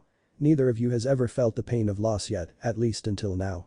What's the difference between the 2? They both hurt a lot. Naruto asked the older man. That's something you'll find out on your own. It's different for everyone, how you deal with the loss of family or friends. The important thing to remember though is to never forget them. He paused here and got a far-off look in his eye. I'm getting on in my years. I've seen nearly everyone close to my die, whether by time, war, or something else. I'm not going to lie, even now it hurts like a bitch. But when I think of all the good times between us all I can't help but smile and laugh. That's all you can do really, remember the good times and never forget them. You never get used to death, but you can learn to accept it. The 2 took a second to take in what was just said. Naruto was pondering it while Kyo gave Isamu a look. Where the hell did that come from? Isamu laughed. Ahahaha. I like having my fun boy, but I know when to get serious. Especially in a situation like this. He kept on chuckling. Naruto's voice suddenly cut in. So remember the good times, and it makes it better. Nothing but time can make it better, and even that's debatable. It does however make it easier. Isamu told Naruto. Naruto nodded his head as he closed his eyes. He tried doing what he was told. Remember some good times flashbacks. I'm telling you everything will be fine. Just watch out for Misaki, she can catch some people by surprise. Kazumi told Naruto. She can't be that bad, can she? Kazumi turned from looking at Naruto to face forward. As he went to do the same. Hello. AHHH. Naruto jumped back about 4 feet and saw the megawatt smile of the green-haired girl he saw in the hall before. As he calmed his breathing he made to say hello back, but she beat him to the punch. You're that little kid we told everyone about. I think it's so cool that you actually beat up a Hyuga. So how'd you do it, huh? Did you cheat? Did you surprise him? Have some help? Well, answer me. She somehow managed to string all that into a single breath. Naruto looked on confused as Kazumi laughed at him. I told you so. Boy, what did you tell him? By the way, what you doing together? Misaki asked. I'd like to know that too. The brown-haired girl, Fumiko if Naruto remembered correctly, said as she walked up to everyone else. We're training partners now. Kazumi clarified. I figured you guys would meet him sooner or later, so why not now? Being friends with the smart kid everyone's talking about. Cool. I'm Misaki, wanna hang out with us after school? My name's Fumiko. It's nice to meet you. Naruto smiled at them as he answered. I'm Naruto. It's nice to meet you too, but I was going to practice with Kyo after school. He told them. Then he can come too. Come on, it'll be fun. Misaki said. Before Naruto could answer Kazumi beat him to it. They'll be there, I'll make sure of it. Can't have our new friends feeling left out, can we? Hearing her say that put a smile on Naruto's face and he realized he didn't have it in him to try to refuse. Come on Naruto, you almost got it last time. Take a couple breaths and try again. Kazumi instructed and encouraged Naruto. For his part he was doing well. Every kunai he threw was close to the bullseye, but he had yet to hit the bullseye itself. Doing as he was instructed, he took a few deep breaths and focused. He got ready and threw his arm forward.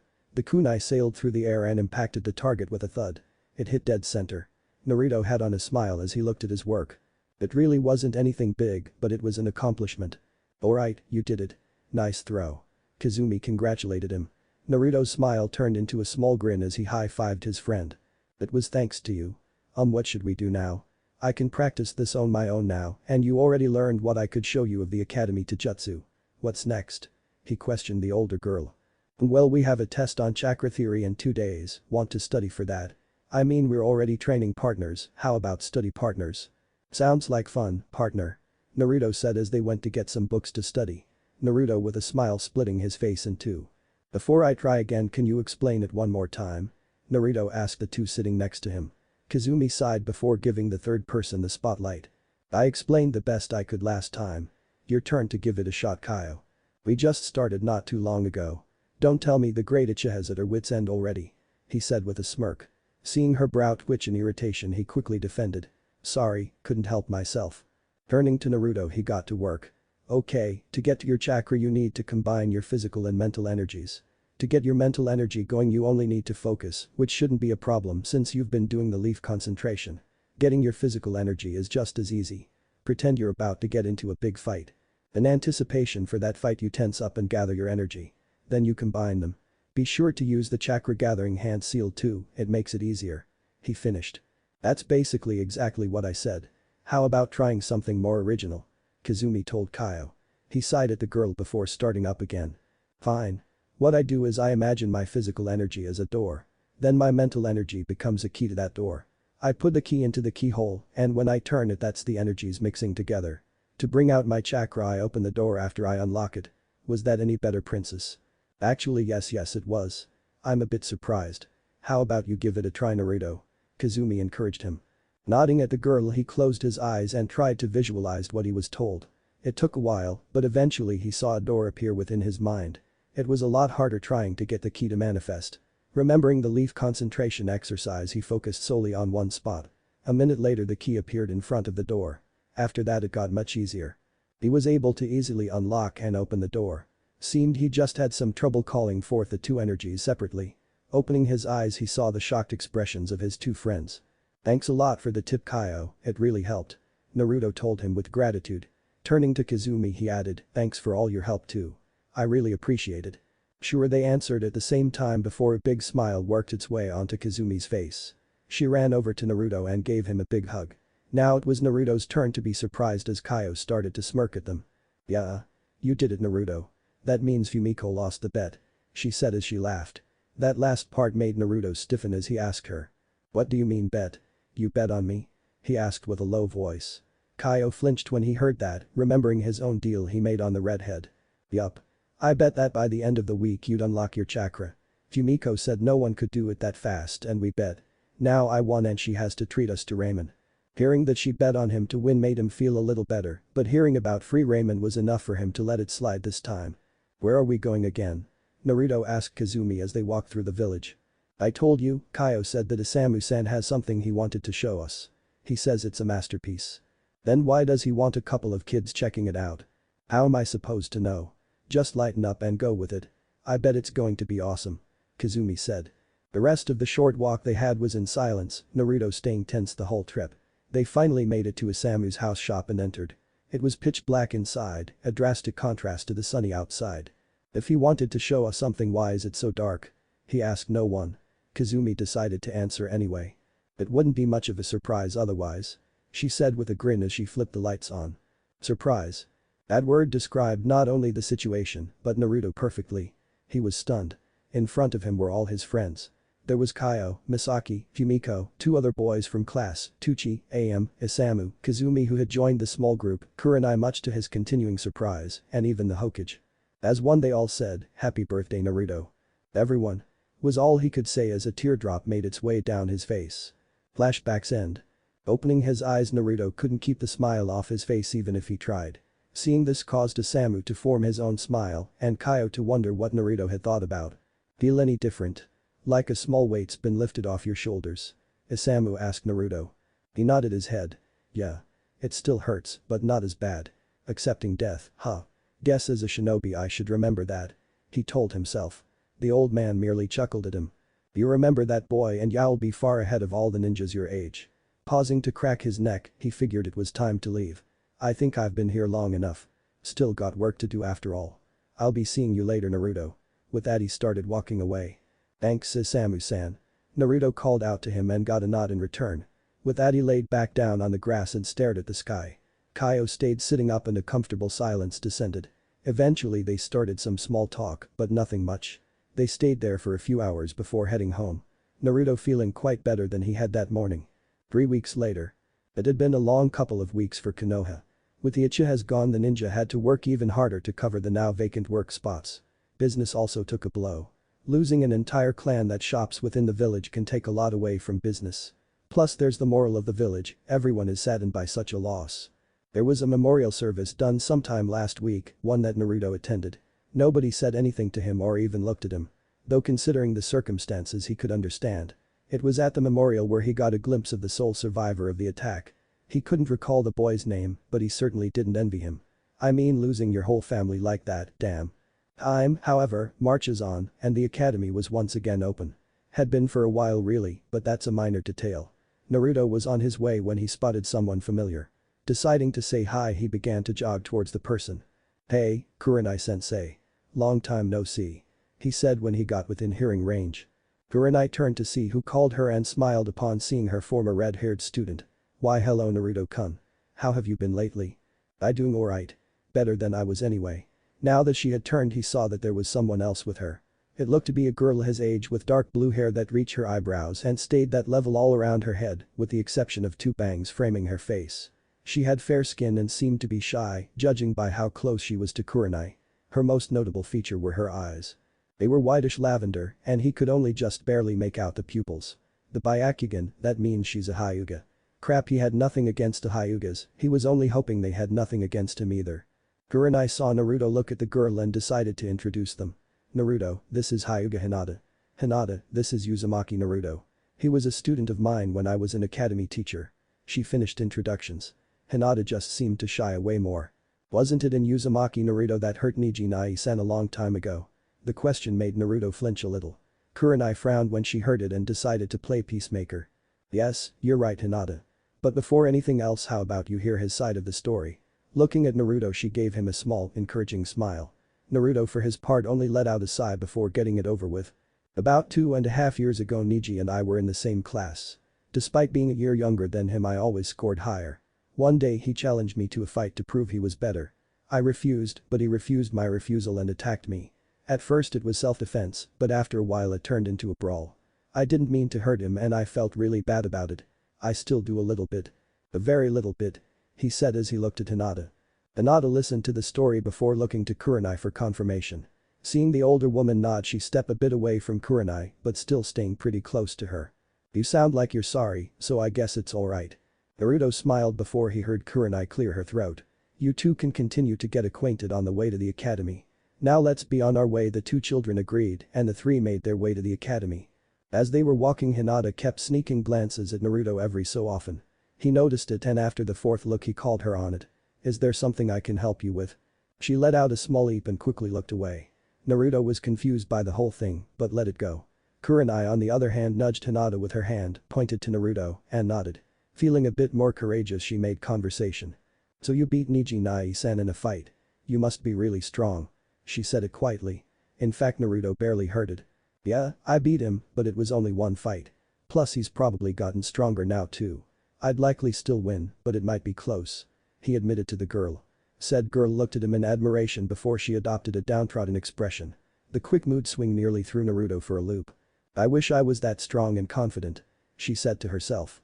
Naruto gave her a look. Then do it. He said. She looked at him in surprise before answering.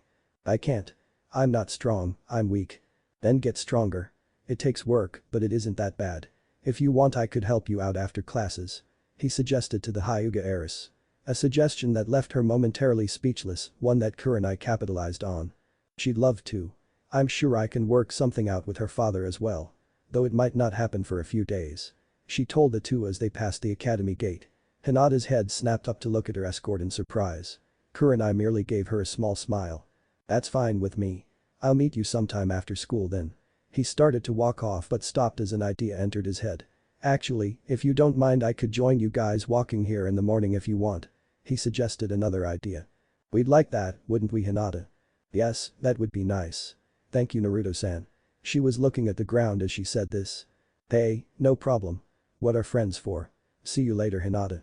Naruto smiled as he walked off to class.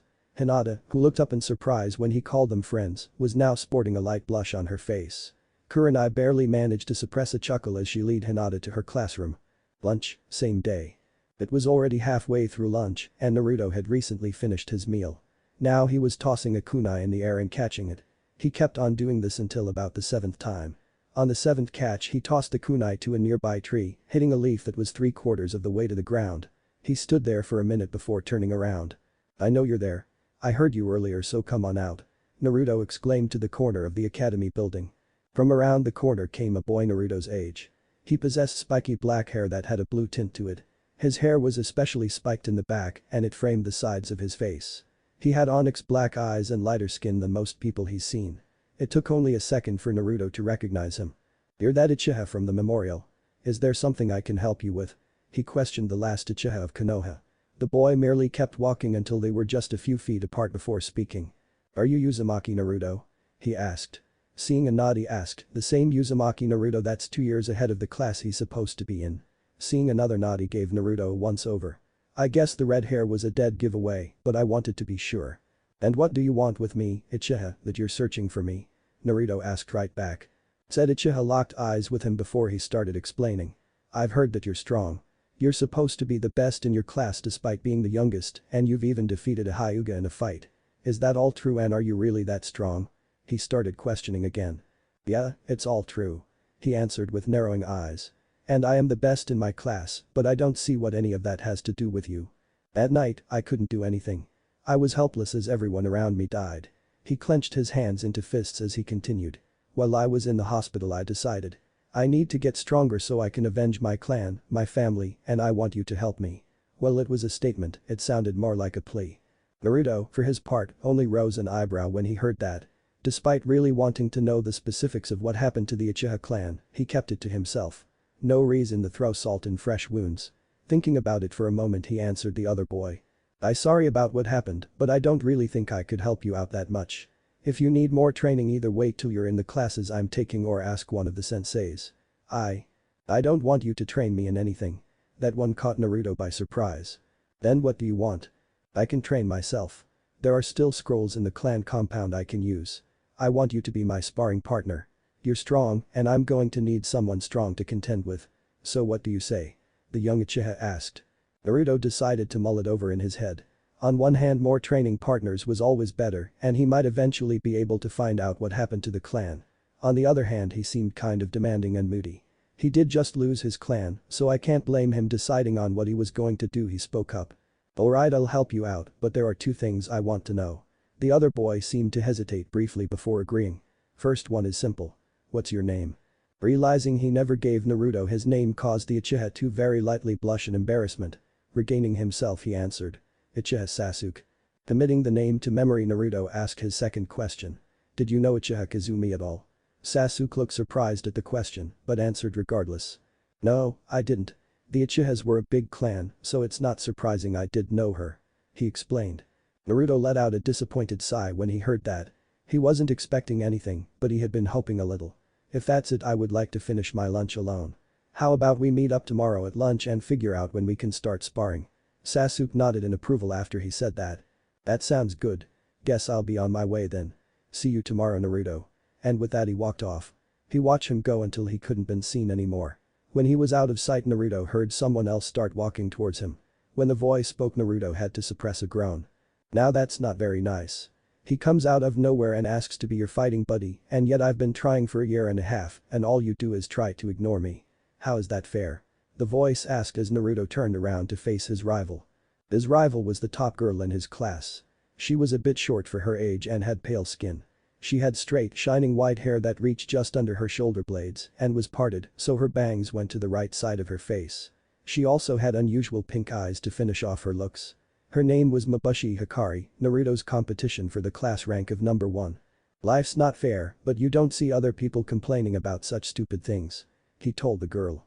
He's had a long day and didn't really want to put up with her. She grinned in response. "I'm not complaining. Getting you to compete is half the fun. Besides, we can always spar in class, there's no need to try and get you to spar afterwards." True. Naruto had to give her that one. "But why is it always fighting with you? Why can't we get along?" he asked her. "Well, that's easy," she started. "It's because..." Ding dong ding dong ding dong. Both looked to the school to see kids start filing in at the sound of the bell. Hikari smiled as she looked to Naruto. "Looks like you'll find out some other time. Better hurry if you don't want to be late for class." After finishing her sentence she began making her way to the building.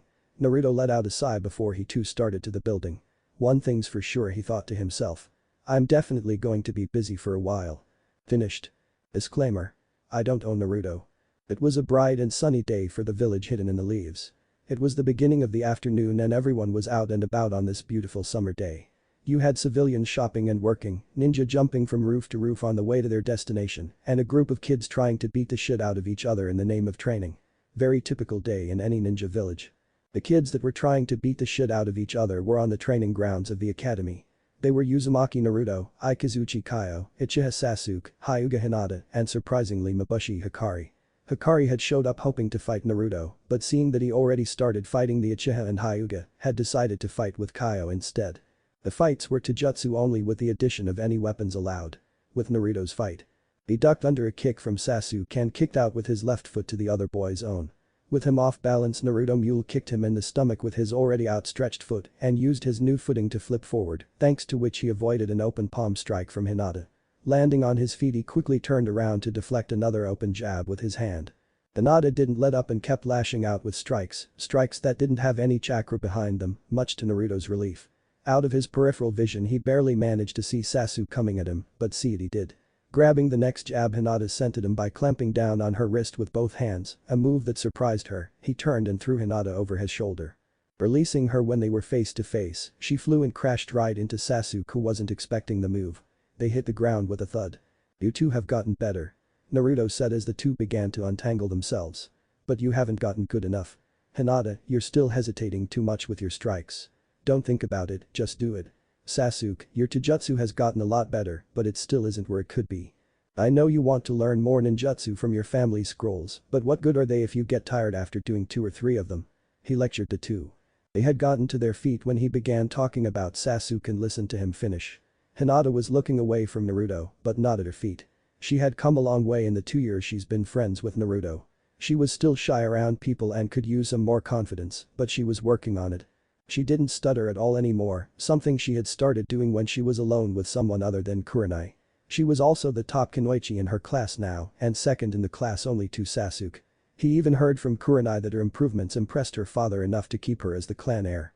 That it definitely helped boost her confidence. So even though she was disappointed that she, apparently, let Naruto down, she took his words seriously. As for Sasuke, you don't have to lecture us. I can figure out my mistakes on my own. He was still rather prideful in almost everything he did, but that's how he was. Despite that, he was thankful to Naruto for all the help he's been to him and respects him a great deal. He just rarely expressed it to anyone, though he did tell Naruto once. It was an odd sort of relationship they had. Naruto considered Sasuke a friend, but not a rival. Sasuke saw Naruto as his biggest rival, second to his brother of course, and as a friend he'd never admit to anyone. If you can figure them out on your own, why are you still making them? Naruto questioned, hoping to get a rise out of the boy. Sasuke felt his brow twitch at the question, but took a calming breath. Afterwards he got into a stance and charged at Naruto. As he closed in, Sasuke threw a right hook at Naruto's face. Naruto caught the fist and having seen through the feint brought up his knee to block Sasuke's own. Jumping and spinning clockwise, Sasuke made to snap kick Naruto in the chest with his other foot. Naruto quickly moved his free hand to Sasuke's still raised knee and pushed down. But Sasuke, now completely off balance and falling forward, Naruto uppercutted him in the jaw. Sasuke stayed airborne momentarily before hitting the ground hard. He couldn't even try to get up since Naruto was literally on top of him with a kunai pointed at his throat. You lose, Sasuke. The boy on the ground merely sighed before taking Naruto's offered hand. Helping him up, Naruto turned to his other opponent and got into a ready stance. Sasuke's now out. Do you want to keep going, Hinata? She shook her head in the negative. No. We've been doing this for a while. That last charge was everything I had. Naruto got out of his stance and addressed them both. You guys are getting better. It's getting harder to fight you both at the same time. He told them with a smile. Sasuke scoffed. I'd rather fight one-on-one. He sighed here. But I guess I'm not strong enough for that. Not yet anyway. He let a frown come across his face at this point. I could though if you let me use my Sharingan.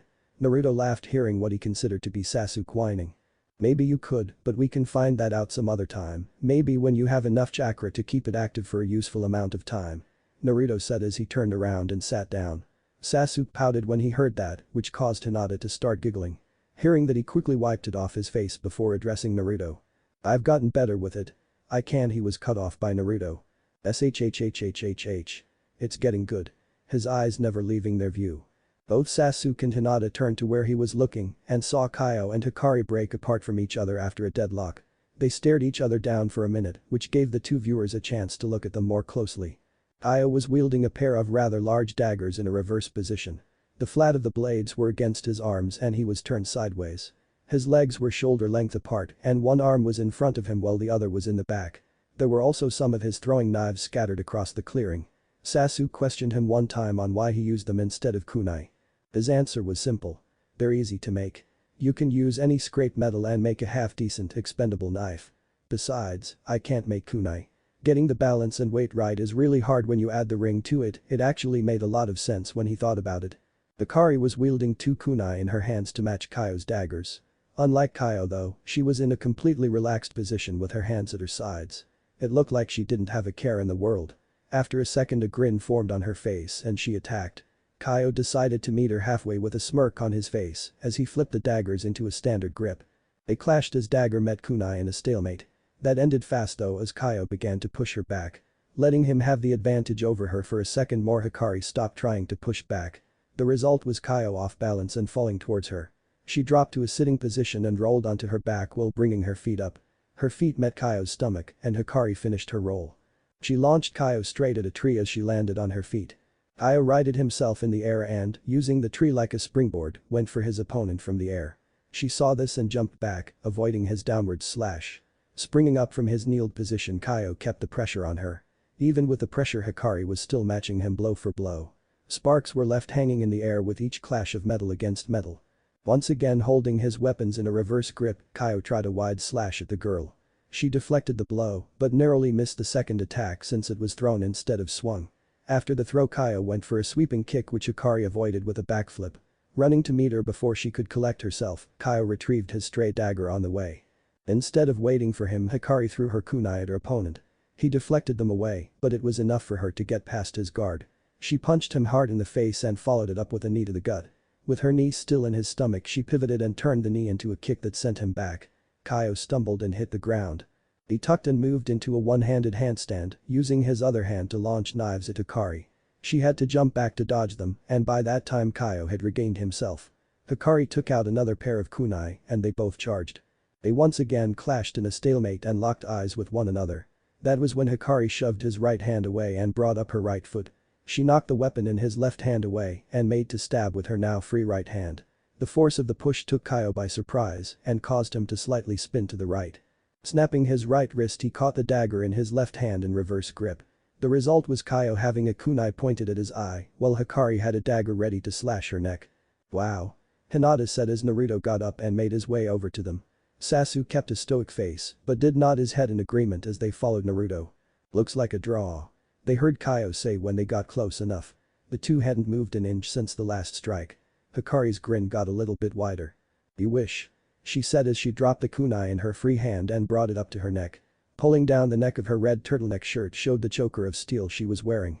Unless you think you had enough strength to cut this. Damn. Guess you win.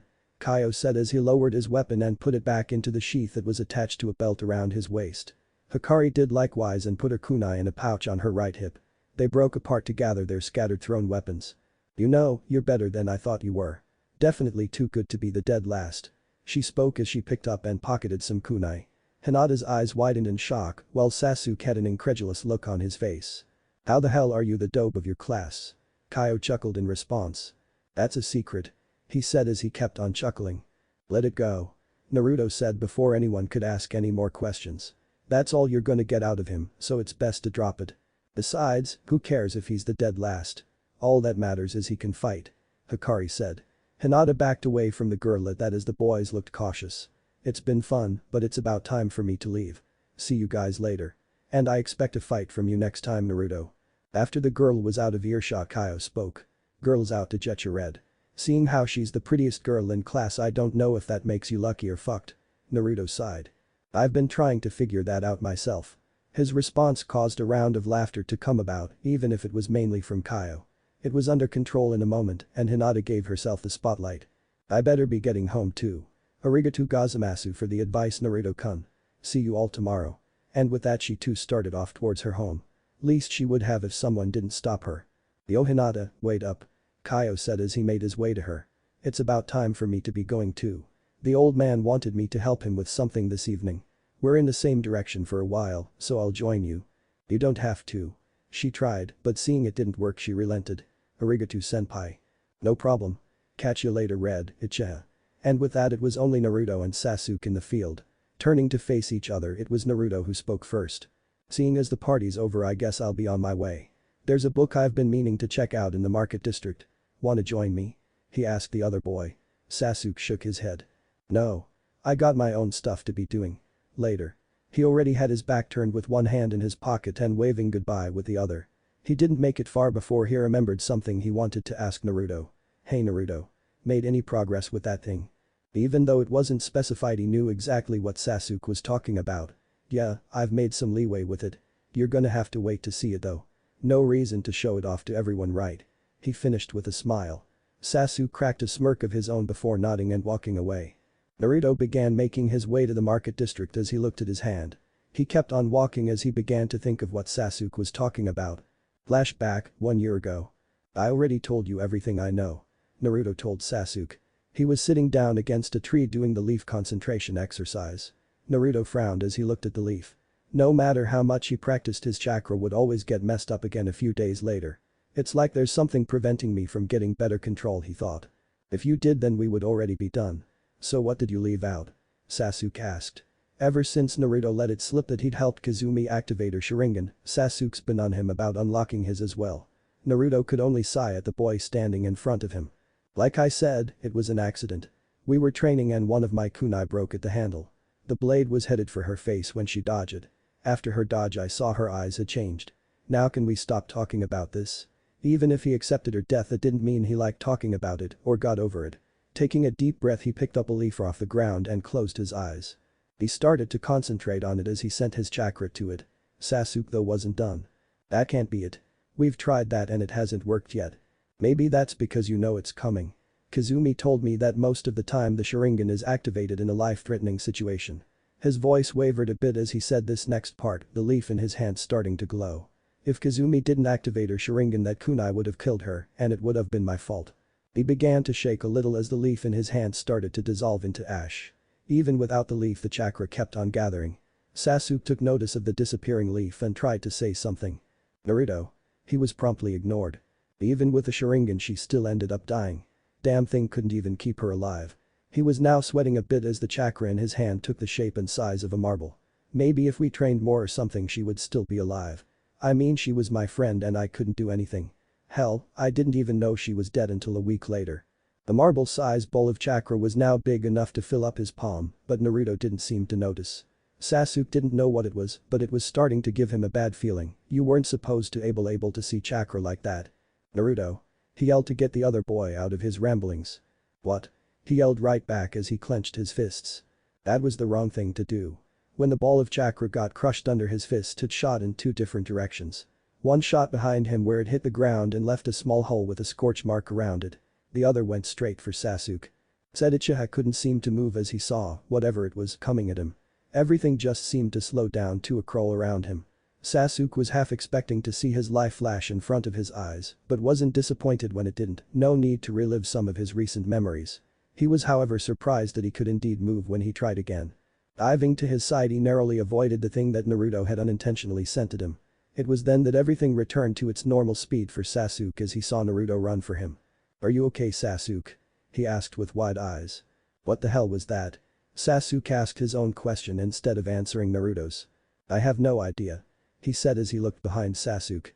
Following his gaze, Sasuke's own eyes widened even more, then they were to see a tree that had been behind him. It now had a fist-size hole in it. "I'm sorry, Sasuke. I don't know what I did, but I'm sorry." He turned back to Naruto when he heard the regret-filled apology. He made to say something, but stopped dead when he saw Naruto's eyes. "Damn it, what the hell was that? I almost killed Inochiha for the second time. And both of them are friends." Naruto berated himself, not paying attention to Sasuke staring into his eyes. If he would have been thoroughly creeped out. "You don't have to apologize," Sasuke said as he backed up from Naruto. After all, it all worked out in the end. He smirked thinking about what he saw in Naruto's eyes. He saw his own reflection with the. "You activated your Sharingan," Naruto said as he took notice of Sasuke's eyes. They only had one Tomo in each eye, but there was no doubting the Sharingan. He got over the surprise of seeing them fast and got to what he considered more important. "I do have to apologize. I could have killed you there.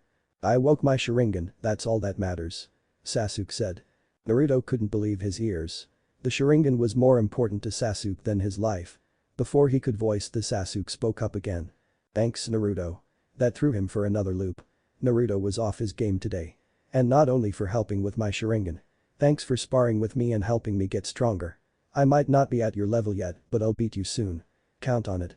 He finished with his smirk still in place. But Naruto started but was cut off. "If you want to make up for it, shut up and keep getting stronger. There'd be no challenge if I surpass you too fast and had no one to compare to." Naruto stared at him for a minute before laughing out loud. Sasuke looked on in confusion while he got his laughter under control. After finally calming himself, Naruto responded. "Thanks, Sasuke, I needed that. If you want me to get stronger, then I will. You're going to have to work for it if you want to win against me." He had a smile on his face for the first time since this meeting of theirs began. "Wouldn't be fun beating you any other way," Sasuke responded as they clasped hands. Flashback end. Looking up, Naruto saw the bookstore across the street from the alley he was in. Putting any thoughts on his jutsu, the Sharingan, or anything else away for now, he focused on getting his book. He took a breath and concentrated, then made the necessary hand signs. "Enj no Jutsu, 1. With that, a poof of smoke went up around him. When it cleared, in his place was an average-looking man. He looked to be mid-20s with brown hair and green eyes.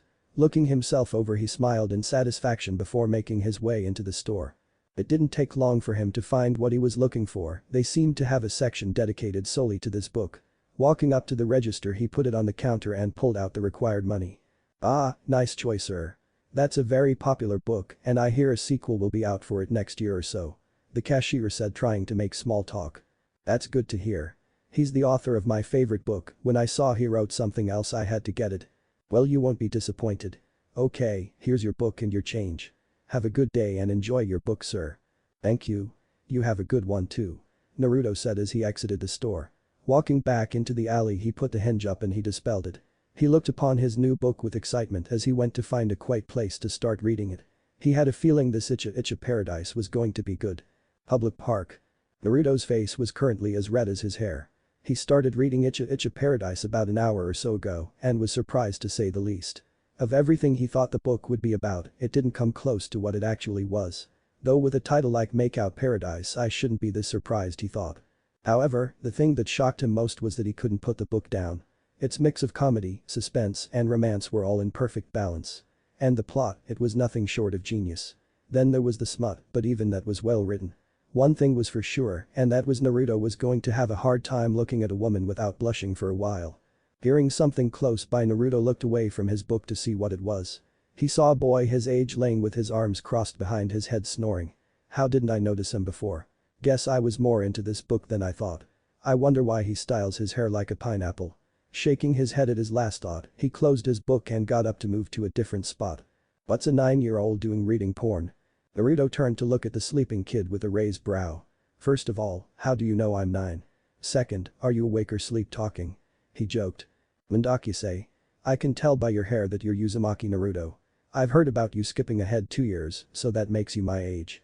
I've seen other people read and talk about that book, so I know what it is, and I wasn't asleep, I was resting my eyes. The boy said in a lazy drawl. Naruto's curiosity got the better of him and he walked over to the boy. That's pretty good, knowing my name and all that. What's your name? And for the record, you don't snore when you're resting your eyes. Name's Nara Shikamaru, and you got me there. I woke up when you were leaving and got curious. Shikamaru said, still laying down. So do you still want to know why I have this book? Nah. Too troublesome to think about it now. I'm just gonna watch the clouds. He said as he was watching them. Naruto's sweat dropped hearing his response. Looking up, Naruto followed Shikamaru's lead and relaxed. This spot isn't too bad, but there's a better one on top of the Hokage monument, he said in an attempt at conversation. It got the biggest response out of the Nara yet, a turning of his head and a raised eyebrow. You watch clouds? Once in a while.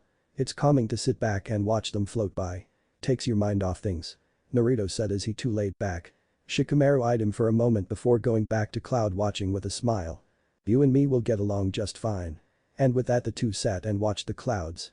It wasn't long before the silence was broken. Interestingly, it was Shikamaru who broke it. Hey Naruto. Do you ever play shogi? At night. Naruto was laying in bed, mentally exhausted after his games of shogi with Shikamaru. Man, can he play. I didn't even come close to beating him. Well, that was true, he did manage to challenge Shikamaru, which was why the lazy boy asked for a rematch later. Naruto figured playing a strategy game would help him out later on, so he agreed. Now he was sitting on his bed trying to think of an idea to his chakra problem. Even a full year later he was still having problems with his control. He knew there had to be more advanced ways to work on chakra control, but his sensei wouldn't tell him how. He told him to wait till he became a genin to learn it. So here he was trying to figure out an alternative way to make it better. Maybe if I gather chakra at one point but do it at different parts of my body, I'll find where the problem is. It's not a solution, but it's a start. With a plan in mind he got to work. He already knew he could do it on his forehead and hands with no problems, so he moved to his forearms and traveled up from there. Finding nothing wrong up to his shoulders, he tried his chest, right above his heart. It went just as well as everything else so far. Moving to his stomach, he realized he hit pay dirt. When he tried to gather his chakra at his stomach, it would start fine. However, it would quickly get disrupted and seemingly scatter throughout his body. Now that he found what he was looking for, Naruto wasn't quite sure what to do next. He could always go to someone for advice, or he could try digging a little deeper to find the problem himself. Deciding on the latter, he closed his eyes in concentration. He focused entirely on gather chakra at his stomach area and never noticed that everything around him had been drowned out. He visualized his chakra gathering and forced it to stay together. It took several minutes to do it, but he managed to succeed. Then he felt a water drop hit his head. Opening his eyes, they widened as far as they could when he saw his surroundings. It looked like an old sewer. There were cracked pipes overhead that crossed and tangled together as they carried something throughout this place, occasionally dripping their contents on the ground below. The walls were made of brick, but they were horribly cracked and looked like they would collapse at any minute as they ascended to a height that surpassed the pipes. And the lighting was going between dim to nothing as he heard the sounds of a fluorescent light buzzing in the background before it flickered off and then on again. Odd thing was he couldn't find the lights anywhere he looked. Taking a step forward, he stopped at the splash and looked to see ankle-high water running through the hall he was in. How did I get here? Where is here? He questioned nobody. Thinking on it for a moment and not seeing any other option, Naruto trudged forward. The pathway he was in seemed to stretch on and on to the young redhead. After a while the buzzing and dripping were starting to get on his nerves. It wasn't much longer till he reached a turn and took it. Crash. Looking back, Naruto saw the entrance he just entered from was now blocked off. Facing forward, he saw countless turns that likely lead to more pathways. They all seemed to be perpendicular to the path he was currently in. Turning to look at his blocked-off way once more, he made to punch it. This wall looked just as feeble as the previous ones. He never even fully pulled back his fist before something called him. It wasn't an actual voice or even a sound, but something was calling out to him, something he couldn't resist. Naruto followed the calling. He turned left, right, left, straight, etc. It was a maze and he was somehow navigating it. He did take notice that the farther in he went, the better condition everything seemed to be in. After what seemed like an eternity, he happened upon a door. Feeling himself once again in control, Naruto thought about his options. I can't go back, I don't even know the way back. Plus that one way was blocked off, so I guess I have no choice. I got the feeling I'm going to regret this. Reaching out, Naruto opened the door and walked through. It wasn't another hallway, but a room. It was pitch black and Naruto could make out absolutely nothing. He took 2 steps in and light sprang forth. There were torches about every 5 feet. 5 feet across the room and 5 feet up to the ceiling. All the torches lit one at a time, but even with the light, Naruto realized he couldn't see the ceiling. Apart from the newly lit lighting there wasn't much in this room. He did notice the enormous cage at the end. Taking small cautious steps towards it, he also noticed there was no water on the floor of this room. When he was a short stone's throw away he stopped. He tried peering into the darkness of the cage from his spot, cause he wasn't getting close to a cage of that size without being able to see inside it.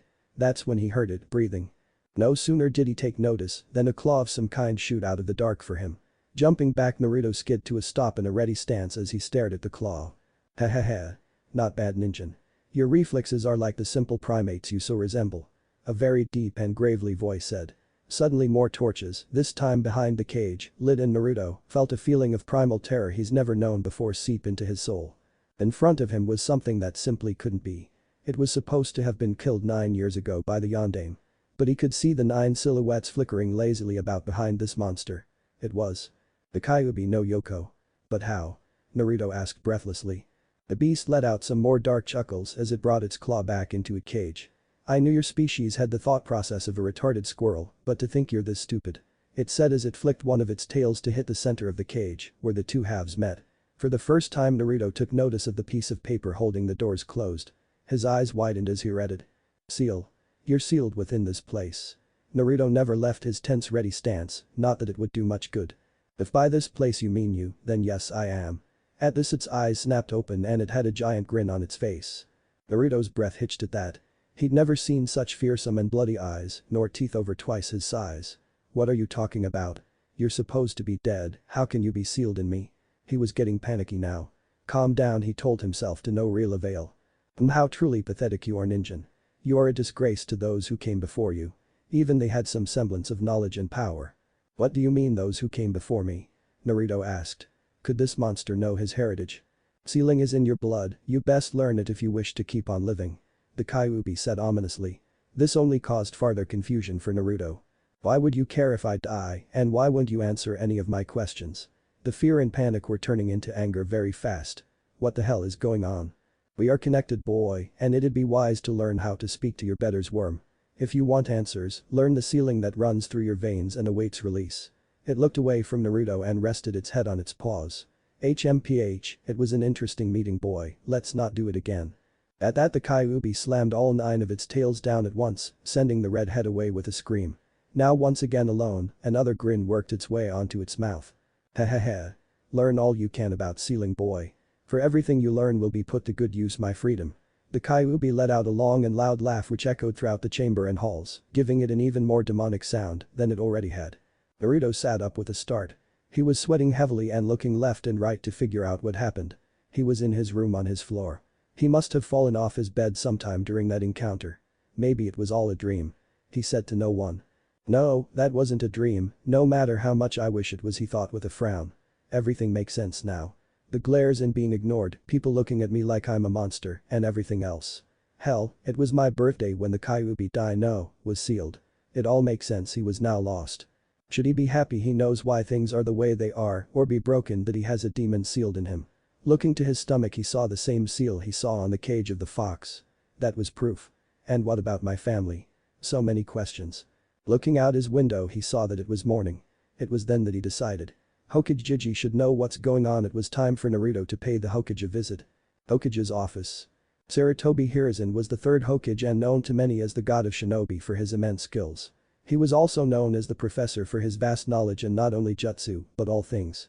Yet despite this knowledge and skill he had no idea why the boy in front of him could be here. Uzumaki Naruto had come to his office and nearly demanded to see him. Normally he would tell the boy to wait while he got things settled, but the boy looked very tense and fidgety. He also seemed to be watching everyone that passed him with a critical, if not slightly paranoid, eye. That was far enough away from the boy's norm to warrant some worry. So he let Naruto in and now was waiting for him to ask what he wanted to see him for. Naruto sighed before throwing it out there. I know about the Kyuubi being sealed in me. His eyes never left the widening ones of the Hokages. That was certainly not something Hiruzen had been expecting, at least not for a few more years. Looking into Naruto's eyes he knew there was no way to convince him otherwise. Resigning to fate Hiruzen started this, potentially long, conversation. I can tell there is no use denying it, but how did you find out? Who told you? This was an S-class secret. Whoever told him would be. The Kyuubi did. I had a chat with the fox. Sarutobi nearly dropped his pipe right there. The boy has had contact with the fox, but how? The seal should prevent that unless Naruto wills it, narrowing his eyes at the thought and in speculation, he voiced out loud. Explain everything from the beginning. We'll go from there. Naruto nodded and began his explanation. After Naruto had explained everything, Hiruzen took a long drag of his pipe. I'll tell him what I can of the seal and help him start on sealing. We'll start there with a plan in mind. He initiated it. I know this must all be very confusing for you, Naruto, but firstly let me assure you, you are not the Kyuubi. I know that, Naruto said. At the Hokage's raised brow he elaborated. I talked to the Kyuubi while it was in its cage. Why would I think I'm the Kyuubi? Hiruzen had to smile at the boy. You'd be surprised how some people react to having a demon sealed in them. Naruto had to give the Hokage that one. But with that out of the way, on to the reason the Kyuubi sealed in you. I'm sorry to say, but it was just circumstantial. What do you mean? Naruto asked. The Kyuubi showed up out of nowhere and attacked us. We needed a newborn whose chakra coils hadn't been fully developed. You happen to fit that criteria. So that's it. I was just the unlucky one. Naruto said with depression hanging in his voice. Are you mad at the yondaime for it? Do you blame him? Hiruzen wanted to see what was going on in the boy's head. Yes and no. Seeing the Hokage wait for more, he continued. It's because of him that people ignore me and hate me. He turned me into what I am, but he's the Hokage. He put the village first like a respectable Hokage should. I don't like what he did, but I can respect it. That put a smile on the Hokage's face. By the way, what am I? You said there were others with demons in them. What are we called? Jinchuriki. Hiruzen answered. Naruto winced at the name and he decided to move on. Now you said you wanted to follow the Kyuubi's advice, can't believe I just said that, and learn about seals. At Naruto's nod he continued. I can get you a beginner's book, but I must warn you. Never try to use any seals without someone with you. Seals are highly dangerous and can turn deadly at even the very smallest mistake. Is that clear? Crystal Hokage Jiji. After saying it, Naruto looked down at his feet, his bangs shadowing his eyes. Hokage Jiji, the Kyuubi said that sealing runs in my blood. Do you know anything about my family? He asked a question Hiruzen was hoping he didn't. Despite how much he wanted to, he knew he couldn't tell the boy. There was simply too much risk involved. I thought perhaps I could make a deal with him. I'm sorry Naruto, but I can't tell you anything about them. And with that he waited for the outburst. Why the hell not? Typical reaction to an orphan being denied their parentage. Your parents had many enemies. Do you wish to be responsible if one of those enemies decides to do something drastic? And it wouldn't be only you involved, but this village as well as your friends. That may have been laying it on a bit thick, but it got the point across. No I don't, but he didn't know what to say. I have a proposition for you Naruto. His full attention was on the Hokage once more. I'll tell you about your parents, but only when I think you're strong enough. When you become a genin, I'll tell you about your mother. When you become a chunin, I'll tell you about your father. How does that sound? Hiruzen finished. Despite it not being what he wanted, Naruto could see the Hokage was doing what he could. He was meeting him in the middle. Alright, I guess that's okay. But the second I move up a rank I'll be here waiting. Naruto said. The Hokage let out a small chuckle. Of course, I'd expect nothing less. Now, about your chakra. I'm afraid there isn't really anything we can do about it. The Kyuubi's chakra is slowly being purified and added to your own reserves. It will keep growing, but worsen your control, he said with some regret. There has to be something I can do. I can make an okay clone, but I doubt it'd pass.